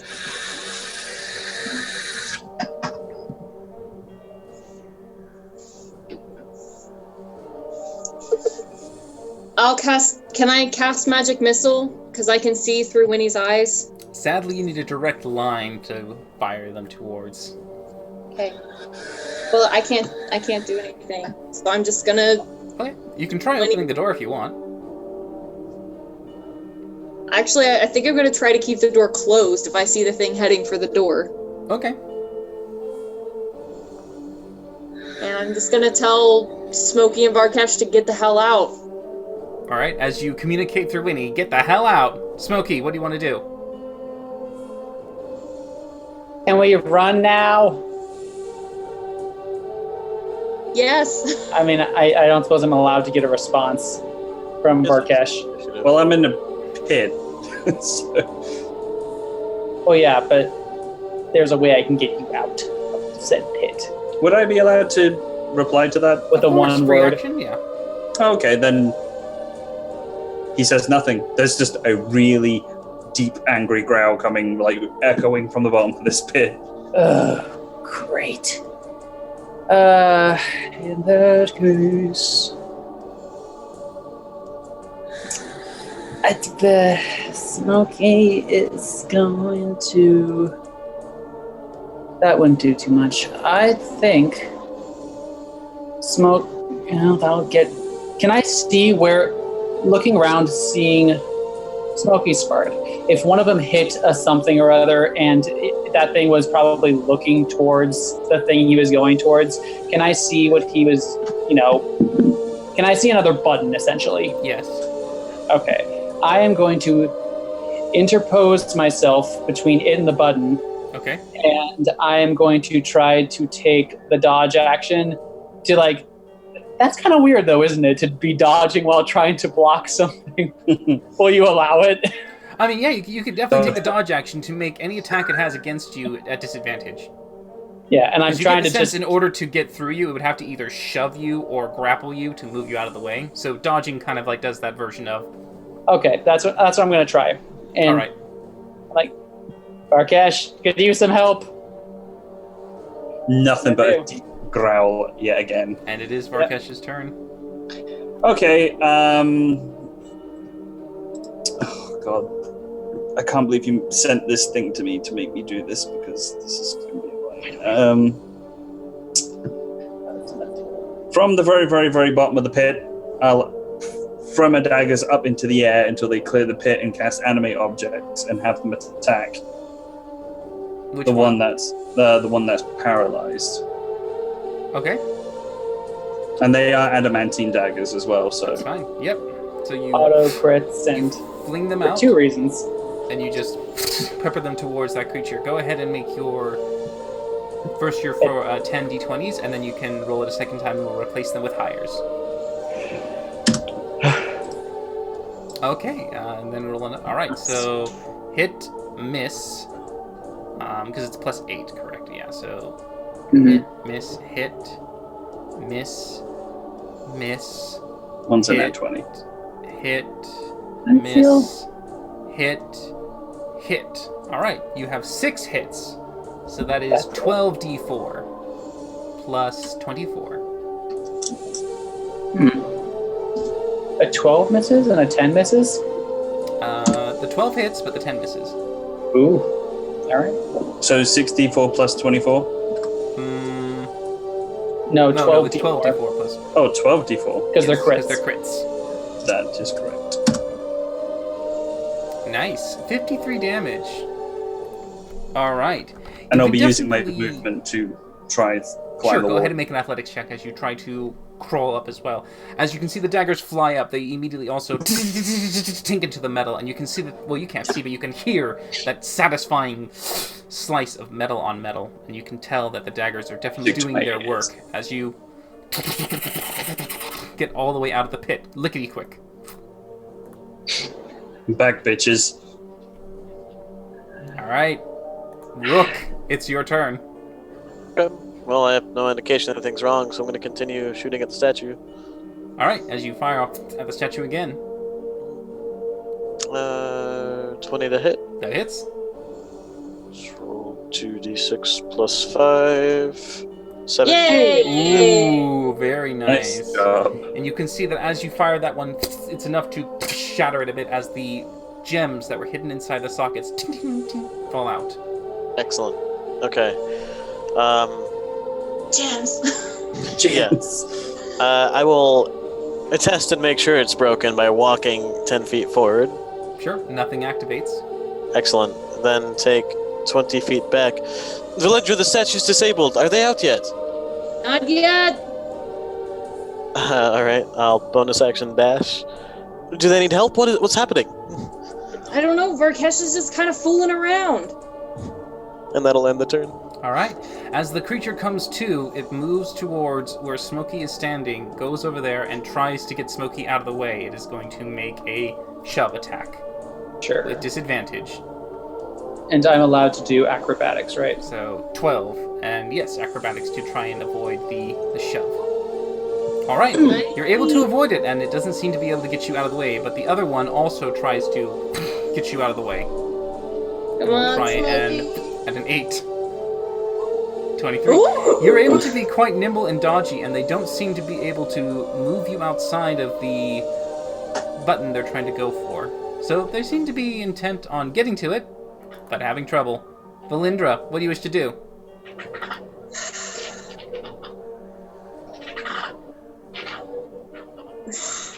Smokey, Varkash, the room is cleared. We gotta go.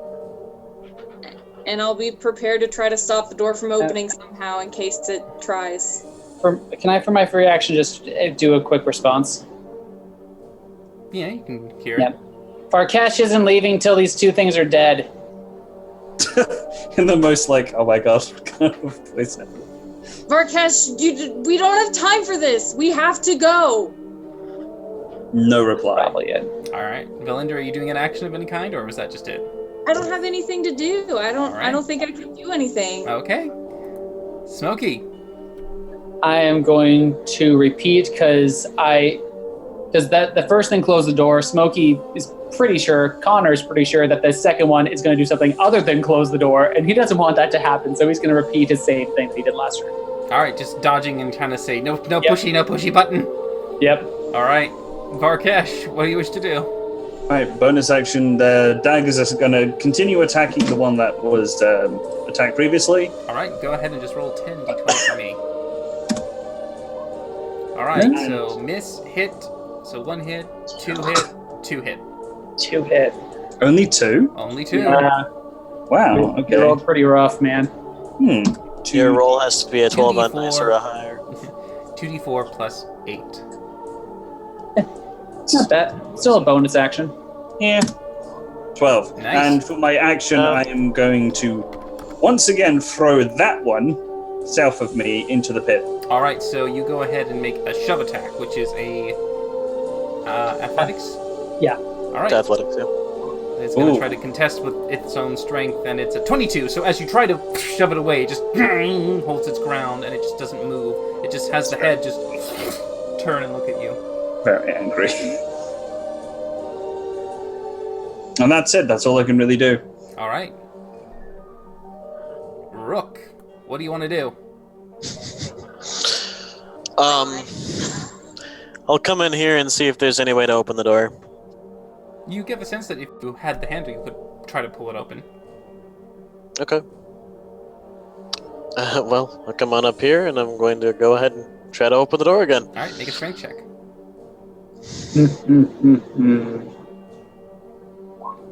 All right, you grab it, and you're just like,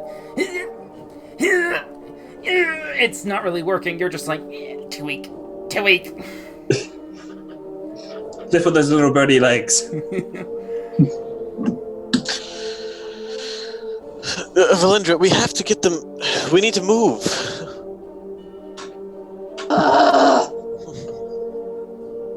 That's my response. Okay. Free action. All right.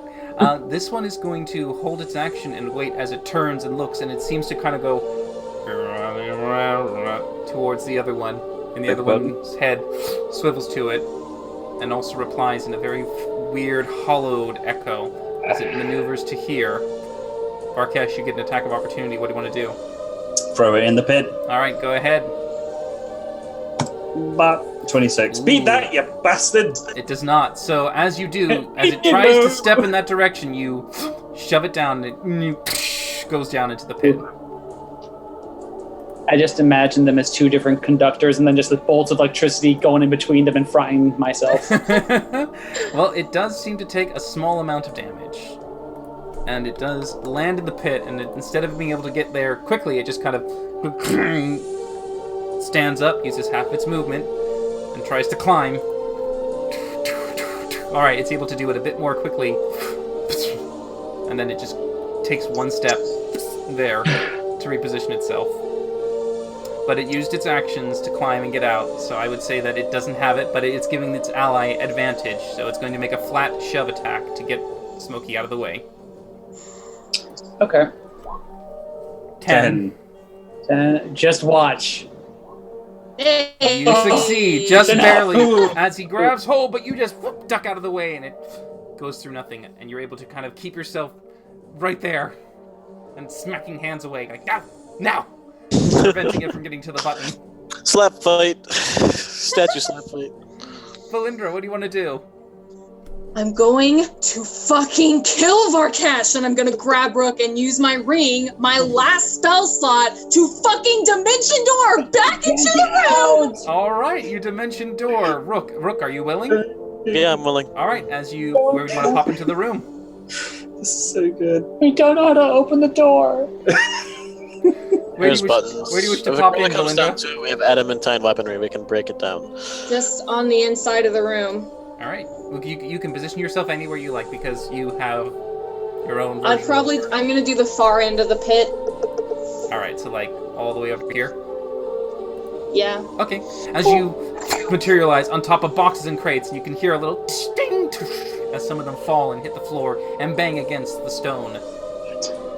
But yeah, And that's my turn because I already used my action surge. alright. You used it well. Yeah. What do you want to do? You see Valindra and Rook. Really? Still my turn. God damn it! I'm having so many turns. I'm gonna keep doing what I'm doing because obviously I'm doing something they don't like. They're not attacking my friends. That's good in Smokey's mind. He's doing what he's keep on doing. Keep on going on. Okay. Varkash. Adamantine daggers are still going to attack that one. Alright, as you use the bonus action to command them once more, your little minions fly into the sky and assault. Oh, much better this Better. time. Alright. 1, 2, 3, 4, 5, 6 hit. 6. Go ahead and roll for me 64 plus 24. God, these things have a lot of health. 40. Ooh, very close. All right. You definitely see that the weapons are breaking the armor, denting it. Some of the plates just fall off, and you can see the exposed interior, a furnace of fire inside its core. And is it looking very, very bad? That one looks very bad. The daggers have constantly just been striking at it. Okay, then I will then use my mace to try and finish it off. All right, go ahead and make an attack as you swing it down. Nat 20. Is it? Oh, Yes. it is. Yes. It is. Okay, go ahead and roll for So that's 8. A powerful 8. Don't forget your fire damage Yeah. too. It The roll won't It won't do. It won't. It'll still be doubled though because it is. Yeah. You think these things aren't immune to fire? They're on fire. That's true. All right. So, and then you roll the extra 1d8 for the extra fire.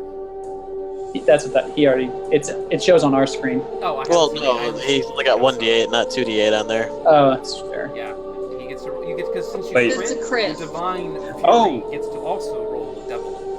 Oh, okay. There we go. All right. So the first part of your mace, as it hits, it doesn't seem to do as much damage as it only takes half of it. But with the divine fury going through it, you see it. Blow up a large amount of holy fire that goes to the core and just shatters the piece. I just literally go full feral and just wail on it repeatedly until it's just shards of metal on the floor. Oh, you do. You just keep like striking a hammer against hot steel. You can see the sparks fly. You know how to break things apart. So the metal is no more than just debris scattered across the floor. It is Rook's turn. Okay, I'm gonna go ahead and take 10 feet steps forward, so this is within my first ranged increment, and since this is next to Smokey, I'll go ahead and shoot at it with my crossbow. All right, go ahead and fire. This will just be with the regular bolts. That It's misses. real low rolls. And then reload and fire again using my crossbow, expert for my bonus action. Sure. Oh no! Oh no! It sucks. Just for shits and giggles, please roll for me a d20. God Anything less damn than a it. 10 is going to go for Smokey. He has disadvantage because I'm dodging. All right. There you go, 14. Luckily We're for good you, anyway. he tries to get there and he just reloads, and as he does real quick, he fires it a little too fast and it tings onto the floor and ricochets up to the right, avoiding Smokey. That'll end my turn. All right. The creature below is not liking what Smokey's doing. Dodging. Directive. It is going to try and get Smokey out of the way. It really needs to get him out of the way. 14. Come on, Smokey. Alright, you are able to keep it from getting in there, and it's trying its best, so instead it will position itself and move around to here. Ting, ting, ting. Varkesh, you get an attack of opportunity. I attempt to throw him in the pit. Alright, go ahead and make your athletics check. 19.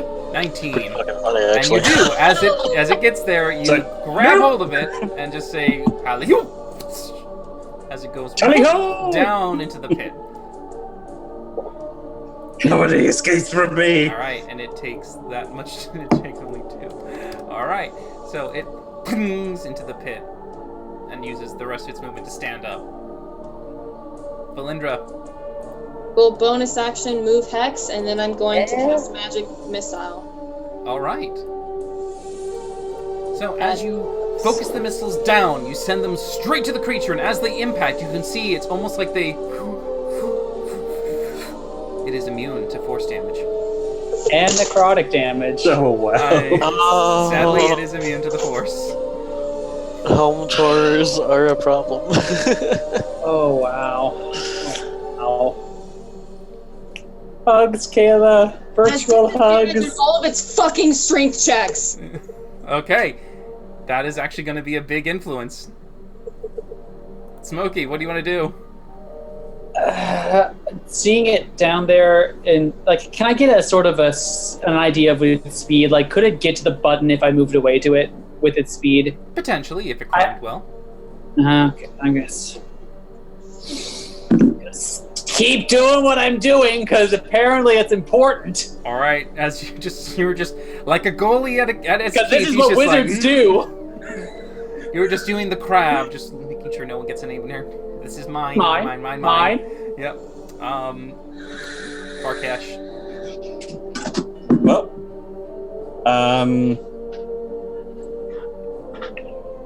oh, this is gonna suck.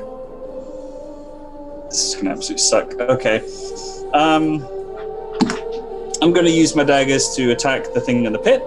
Okay, as you suddenly see the swarm of daggers fly down into the pit. Okay, natural 20 will hit. And so 1, 2, 3, 4, 5, 6, 7 hit. So you get to roll 8d4 plus 32. 28. No, 32. You got 8. Oh, no, you're right. Sorry, because it's, No, yeah. So what is it plus? 8d4 plus 28. On. Wow. All right, 17. And add 28 to that. So Oh, yeah, you didn't add 28. Yeah, that's all right, that's all right. 35. 35, yep. You do 35 points of damage to the creature, and you can definitely Okay. see that the adamantine daggers are able to pierce and cut through the steel that holds the creature. Okay, and for my action, Are you going to jump in after it? no. Because I finally saw Rook and Valindra enter, Varkesh is going to get really angry. And I'm going to open my maw and let charge the lightning bolt and blast straight in their direction. Cool! Okay. Love that! I need a dexterity saving throw from both of them. No. I feel so bad. 26. All right. Awesome. Rook succeeds and takes no damage, moving out of the way, leaving Valindra wide open for the blast. It'll be 8 plus proficiency plus con mod if it's the same as Dragonborn. It is not. It isn't. No, Cool. this is his from his god. I need you to please roll 3d10. Wag. I don't want to know that. Okay. Not like a death's door. Please be low. Okay. Moderate. That's half. reaction, Smokey's going to block all of that with his arcane ward. All right, you extend the ward out towards Valindra as you can see that as the lightning goes straight to you, Valindra, you stand in almost like a moment to try and move, and as you duck out of the way, a swirl suddenly appears and absorbs the lightning as it gathers it up like a thundercloud and just dissipates it. Varkesh. His eyes are just like glowing neon blue at this point. It's like a feral rage. I really don't want to do that. Rook, it's you. I feel really bad. Alright. So I'm gonna call it.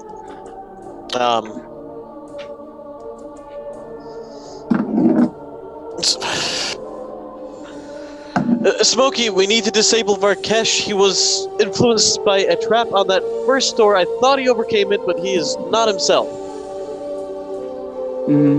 Please disable me because I'm a forge cleric and I will hurt people. In order to avoid being straight on line with Valindra, I'm gonna go ahead and move 20 feet over here.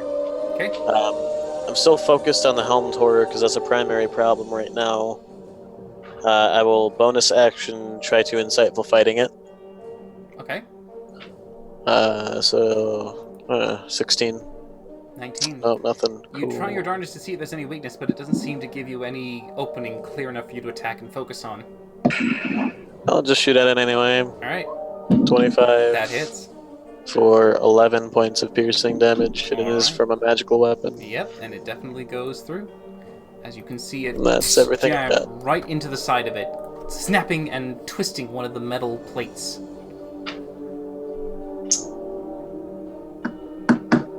That's all I got. Alright, so it moves down and goes and tries to climb up.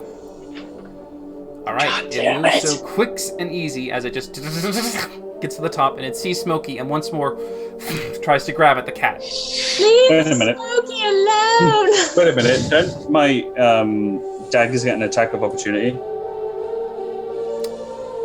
Yes, I They're suppose they technically would. constructs. He would have to go Yes, they through are.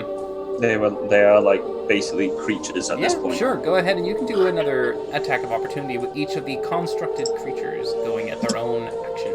1, 2, 3, 4, 5, 6 hit. Go ahead and roll 64 plus 24. Okay. 31. 37. Nice. Well, 31. I need my glasses. You definitely see that as it goes and cuts it across, it just makes its way up as it ting ting ting ting ting ting falls apart, pauldron off, bit of the core showing open. You can see the red flame inside, keeping it alive as it goes towards Smokey and tries desperately to get behind the cat and pull him out of the way. So it does it with disadvantage. Yeah. 12. Ooh, and you are just barely able to keep it at bay as it really tries to reach in and go around to grab and push that button. No! Alright, I mean, yeah, putting So yourself trying to into push a cat off a laptop. This is Valindra. What do you got? I got nothing. These guys are like specifically anti-warlock. F you to Every warlocks. way. I got nothing. Literally nothing. got a weapon. You could I do can't that. reach him. You can move and hit him. I can't reach him. I You already have moved 35 feet. Oh, so you did. You have a wood Oh, elf I feet, do have yeah. 35 feet. I'll hit him with my warhammer. Alright, I know that you guys know what I'm doing. as you pull out your very well-crafted warhammer, you bring it high and you raise it to smack the creature. That misses. So it's just more like a ding. I don't know why I attacked twice. It's Is my warhammer made of adamantine or is it just steel? Steel. just steel. So it's non-magical. So it probably won't hit these things. Well, it will hit him, but the question is the partial. damage. But yes, that's fine. You come in right in there, giving it a bit of an extra flanking position for anyone else to attack. Smokey, Do you still have a shield, by the way? I do. You can't go two-handed without using an action to stow the shield, then. That's yeah, right. the warhammer is a versatile weapon. It's versatile weapon. It's versatile, yeah. Yes, Yeah. it's donning and used it. doffing a shield requires an action, though. Cool. I'll waste my turn then. Any- How rough does this guy look? It looks pretty beaten up. Like I said, you can see the core, the heart of it. Okay. So what just happened that last round is Varkesh had breathed on our companions. I protected Valindra. Rook was not damaged, but he seems to be in like a total rage. Smokey's going to prioritize one problem at a time and repeat what he's doing. He's going to dodge. Okay. He's going to prioritize All right. one problem at a time.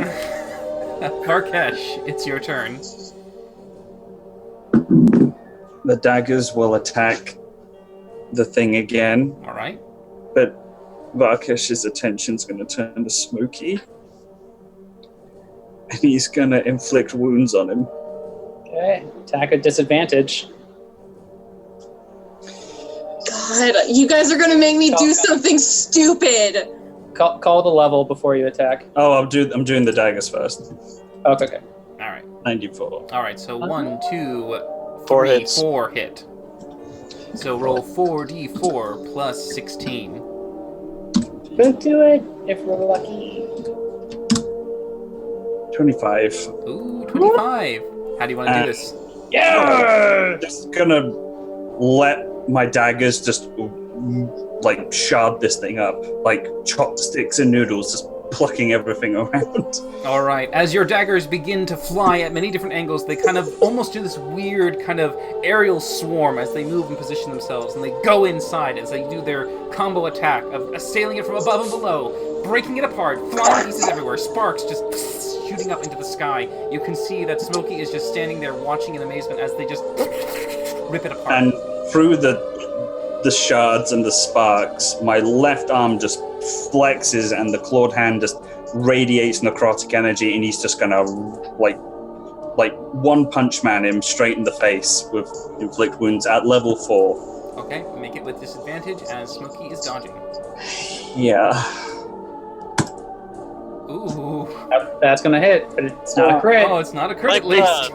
Oh, it isn't? Oh, thank fuck for that. Jesus Christ. It does hit. Yeah, go ahead and roll for that. So that was at level 4, I said. Yeah. So, The first two numbers, that is 46 points. 38. 38. 38? What? You sure? I think it's no, the first two yeah, numbers. oh, that's you're right. Yeah. But wait, why would it roll? 46 because Okay, it's the first okay, one. so it's the first one is the Yeah. So them are it's 3 sets of d10s. Okay, so yeah, 48, 46. 46. And I 46. absorb the first 8, so it becomes 38 damage, which is a good amount. Okay, so you take 38 necrotic damage as Varkesh pierces through your abjuration ward and grips on as you can feel it bleed inside you, and it just kind of begins to sap and drain your skin as it gets more taut and sinewed. The infliction is harmful and painful. No fucking bad guys. But Andrew, you're a dickhead for making At this point, though, the Helmed Horrors are no more, and they just remain there on the floor, steaming and broken, leaving you there in the room with the door closed and barred. Should we stay in initiative, or what do you? You are out of initiative right now. Okay, I would argue against that. Oh, Varkesh attacking us. Yeah, that's a bit different. I mean, is Varkesh going to continue? He's in a rage, and Oh, okay, the thing all that right. the thing that you made him now is very apparent. So All right. Smokey, not Smokey. It's No, My turn. I just went. Rook's turn. Well, Varkesh just went, but yeah, Rook's turn. Yeah, Rook, Valindra, me, Yep. Varkesh. All right. Rook. Okay. So as an Inquisitive Rogue feature, I'm going to go ahead and use my bonus action to perform either an investigation or perception check to see if I can figure out how to open the door. Okay, go ahead and make a perception check if you're not going to go right up to it. Okay, yeah, I'm not going to go right up to it, and I am not moving, so this will be at advantage. All right. he's staying the fuck away 25. from me. Okay. Thank- You look around and you can see that there are only 2 buttons. One that was pressed on the left, and you can see it is still currently pushed in. And then there's one on the right that hasn't been pushed. You get the sense that either you'll have to just force the door open or try to maybe perhaps change the button combo. So, The other button that I can see, is that the one that Smokey's guarding? Yes. Okay. And do the buttons look like they can be pulled out at all? Or are they just like depress and not pull It's out? depressed currently. Well, yeah, but does it, I guess it wouldn't really look at any special way otherwise. Okay, well, I do have up to half my movement that I can use. So 5, 10, 15, and the other button's right here. Yep. That leaves me with my action. I'm going to press the button there again. See All if right. that. As you press it the second time, you can see that as it's indented, you push it in again, and it comes out. And as it does, you can hear the sounds of stone grating behind you. The door opening in front. Okay. Okay. All right, and as a free action, I shout, "Run!" And that'll be the end of my turn. Which takes it to Valindra, and then Smokey, and then Varkesh, in that order. All right, Valindra. I'm moving 10 feet to stand in front of Varkesh, and I will tell him, stand down. And I will prepare to cast Eldritch Blast if he tries to harm anyone. Okay. And I bonus action move Hex on him for disadvantage in... Good move. No, seriously, good move. I'll just do strength. All right, strength. Better Okay. to keep it that way. As you shift the hex over towards Varkesh, we then go to Smokey. It's me.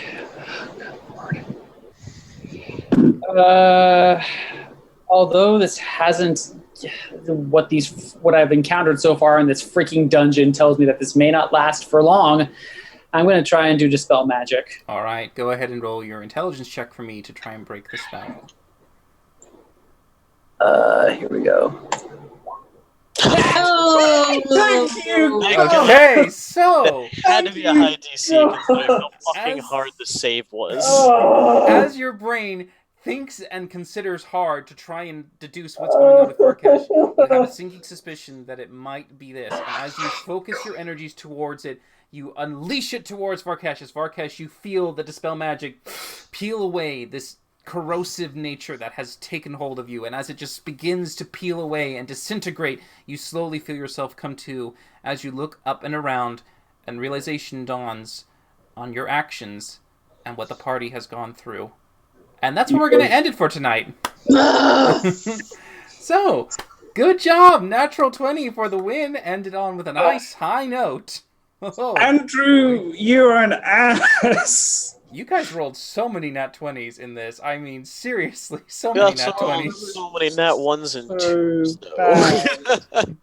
That was awful. I feel really horrible that Marcus did all that. You did. I was impressed with your RP, man. I'm sorry. he changed my alignment. He said, he was like, in his text it says your kind caring nature has been suppressed and your draconic lineage comes to fruition. Mm-hmm. And it's like, oh great, so I'm a dickhead now. I'm a dickhead that kills people.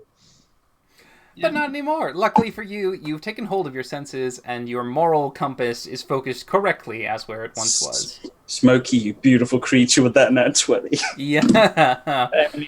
I mean, I'll take the nat 20 for it to work just fine. But yeah. Because I was going to all out like level 5 Valindra. oh yeah. Plus, you had the animated objects up, which can Yeah. that probably could have taken me down. And Yeah. good job. By the way, everyone who is here, thank you for follows. Thank you for buying points. You can see the players used them, and they needed them desperately. There were many situations to require that, but Does anyone have inspiration left? I used mine. I don't know. Did I get one? I don't Yes, think you did, I don't think Varkesh. Kyle gave you one. Did he? Varkesh did. Okay. Kyle gave one to each of us. All right, Oh, so that was- Varkesh is the only one left with a point, but for all the rest of you still watching, if you've collected enough, you are free to turn them in to help influence the game by giving the rest of them the inspiration they need to survive these challenges ahead. But from all of us here, thank you so much for joining us on this adventure tonight, and to the Oh. ups and downs that we went through. We Yeah. come on every Sunday at 6:30 p.m. Pacific Standard Time, and of course we also have streams that operate on Monday, Tuesday, and sometimes Friday, soon to also be Wednesday. So please keep an eye out for that, and anytime you spend here, you are accumulating the points on all the channels to then be spent wherever you choose. I'm sure all of them here would love it if you spend them more here, because they seem to need it. They seem to need it bad. Yep. And And just so you guys know, our Friday show is at 5 p.m. Ah, there you Pacific go. Standard Time, so it's earlier. A little earlier. All right, so to keep an eye out for that. Oh, thank you. We got something else Oh, redeemed. Hey, thanks, Hey, appreciate it. for- All right, Hunter gave it. So Rook will have that marked in for you for next week to be able to use. Yeah, I'll add that onto my character sheet real All quick. so- right. Excellent, excellent. But yes, so from me and my astounding cast of players who put up with so much shit, thank you, Kayla, for enduring the warlock countering creatures. Kayla. They are the worst. before you punch the cat. Oh no.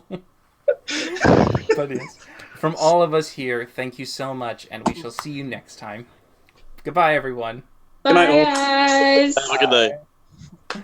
All right, just gonna let it dilly a little bit, and then we got another dilly. We got another follow. Yay! Yay. Orange Naga, But yes. mages. So I'm gonna hit the end now and hope I lined it up time.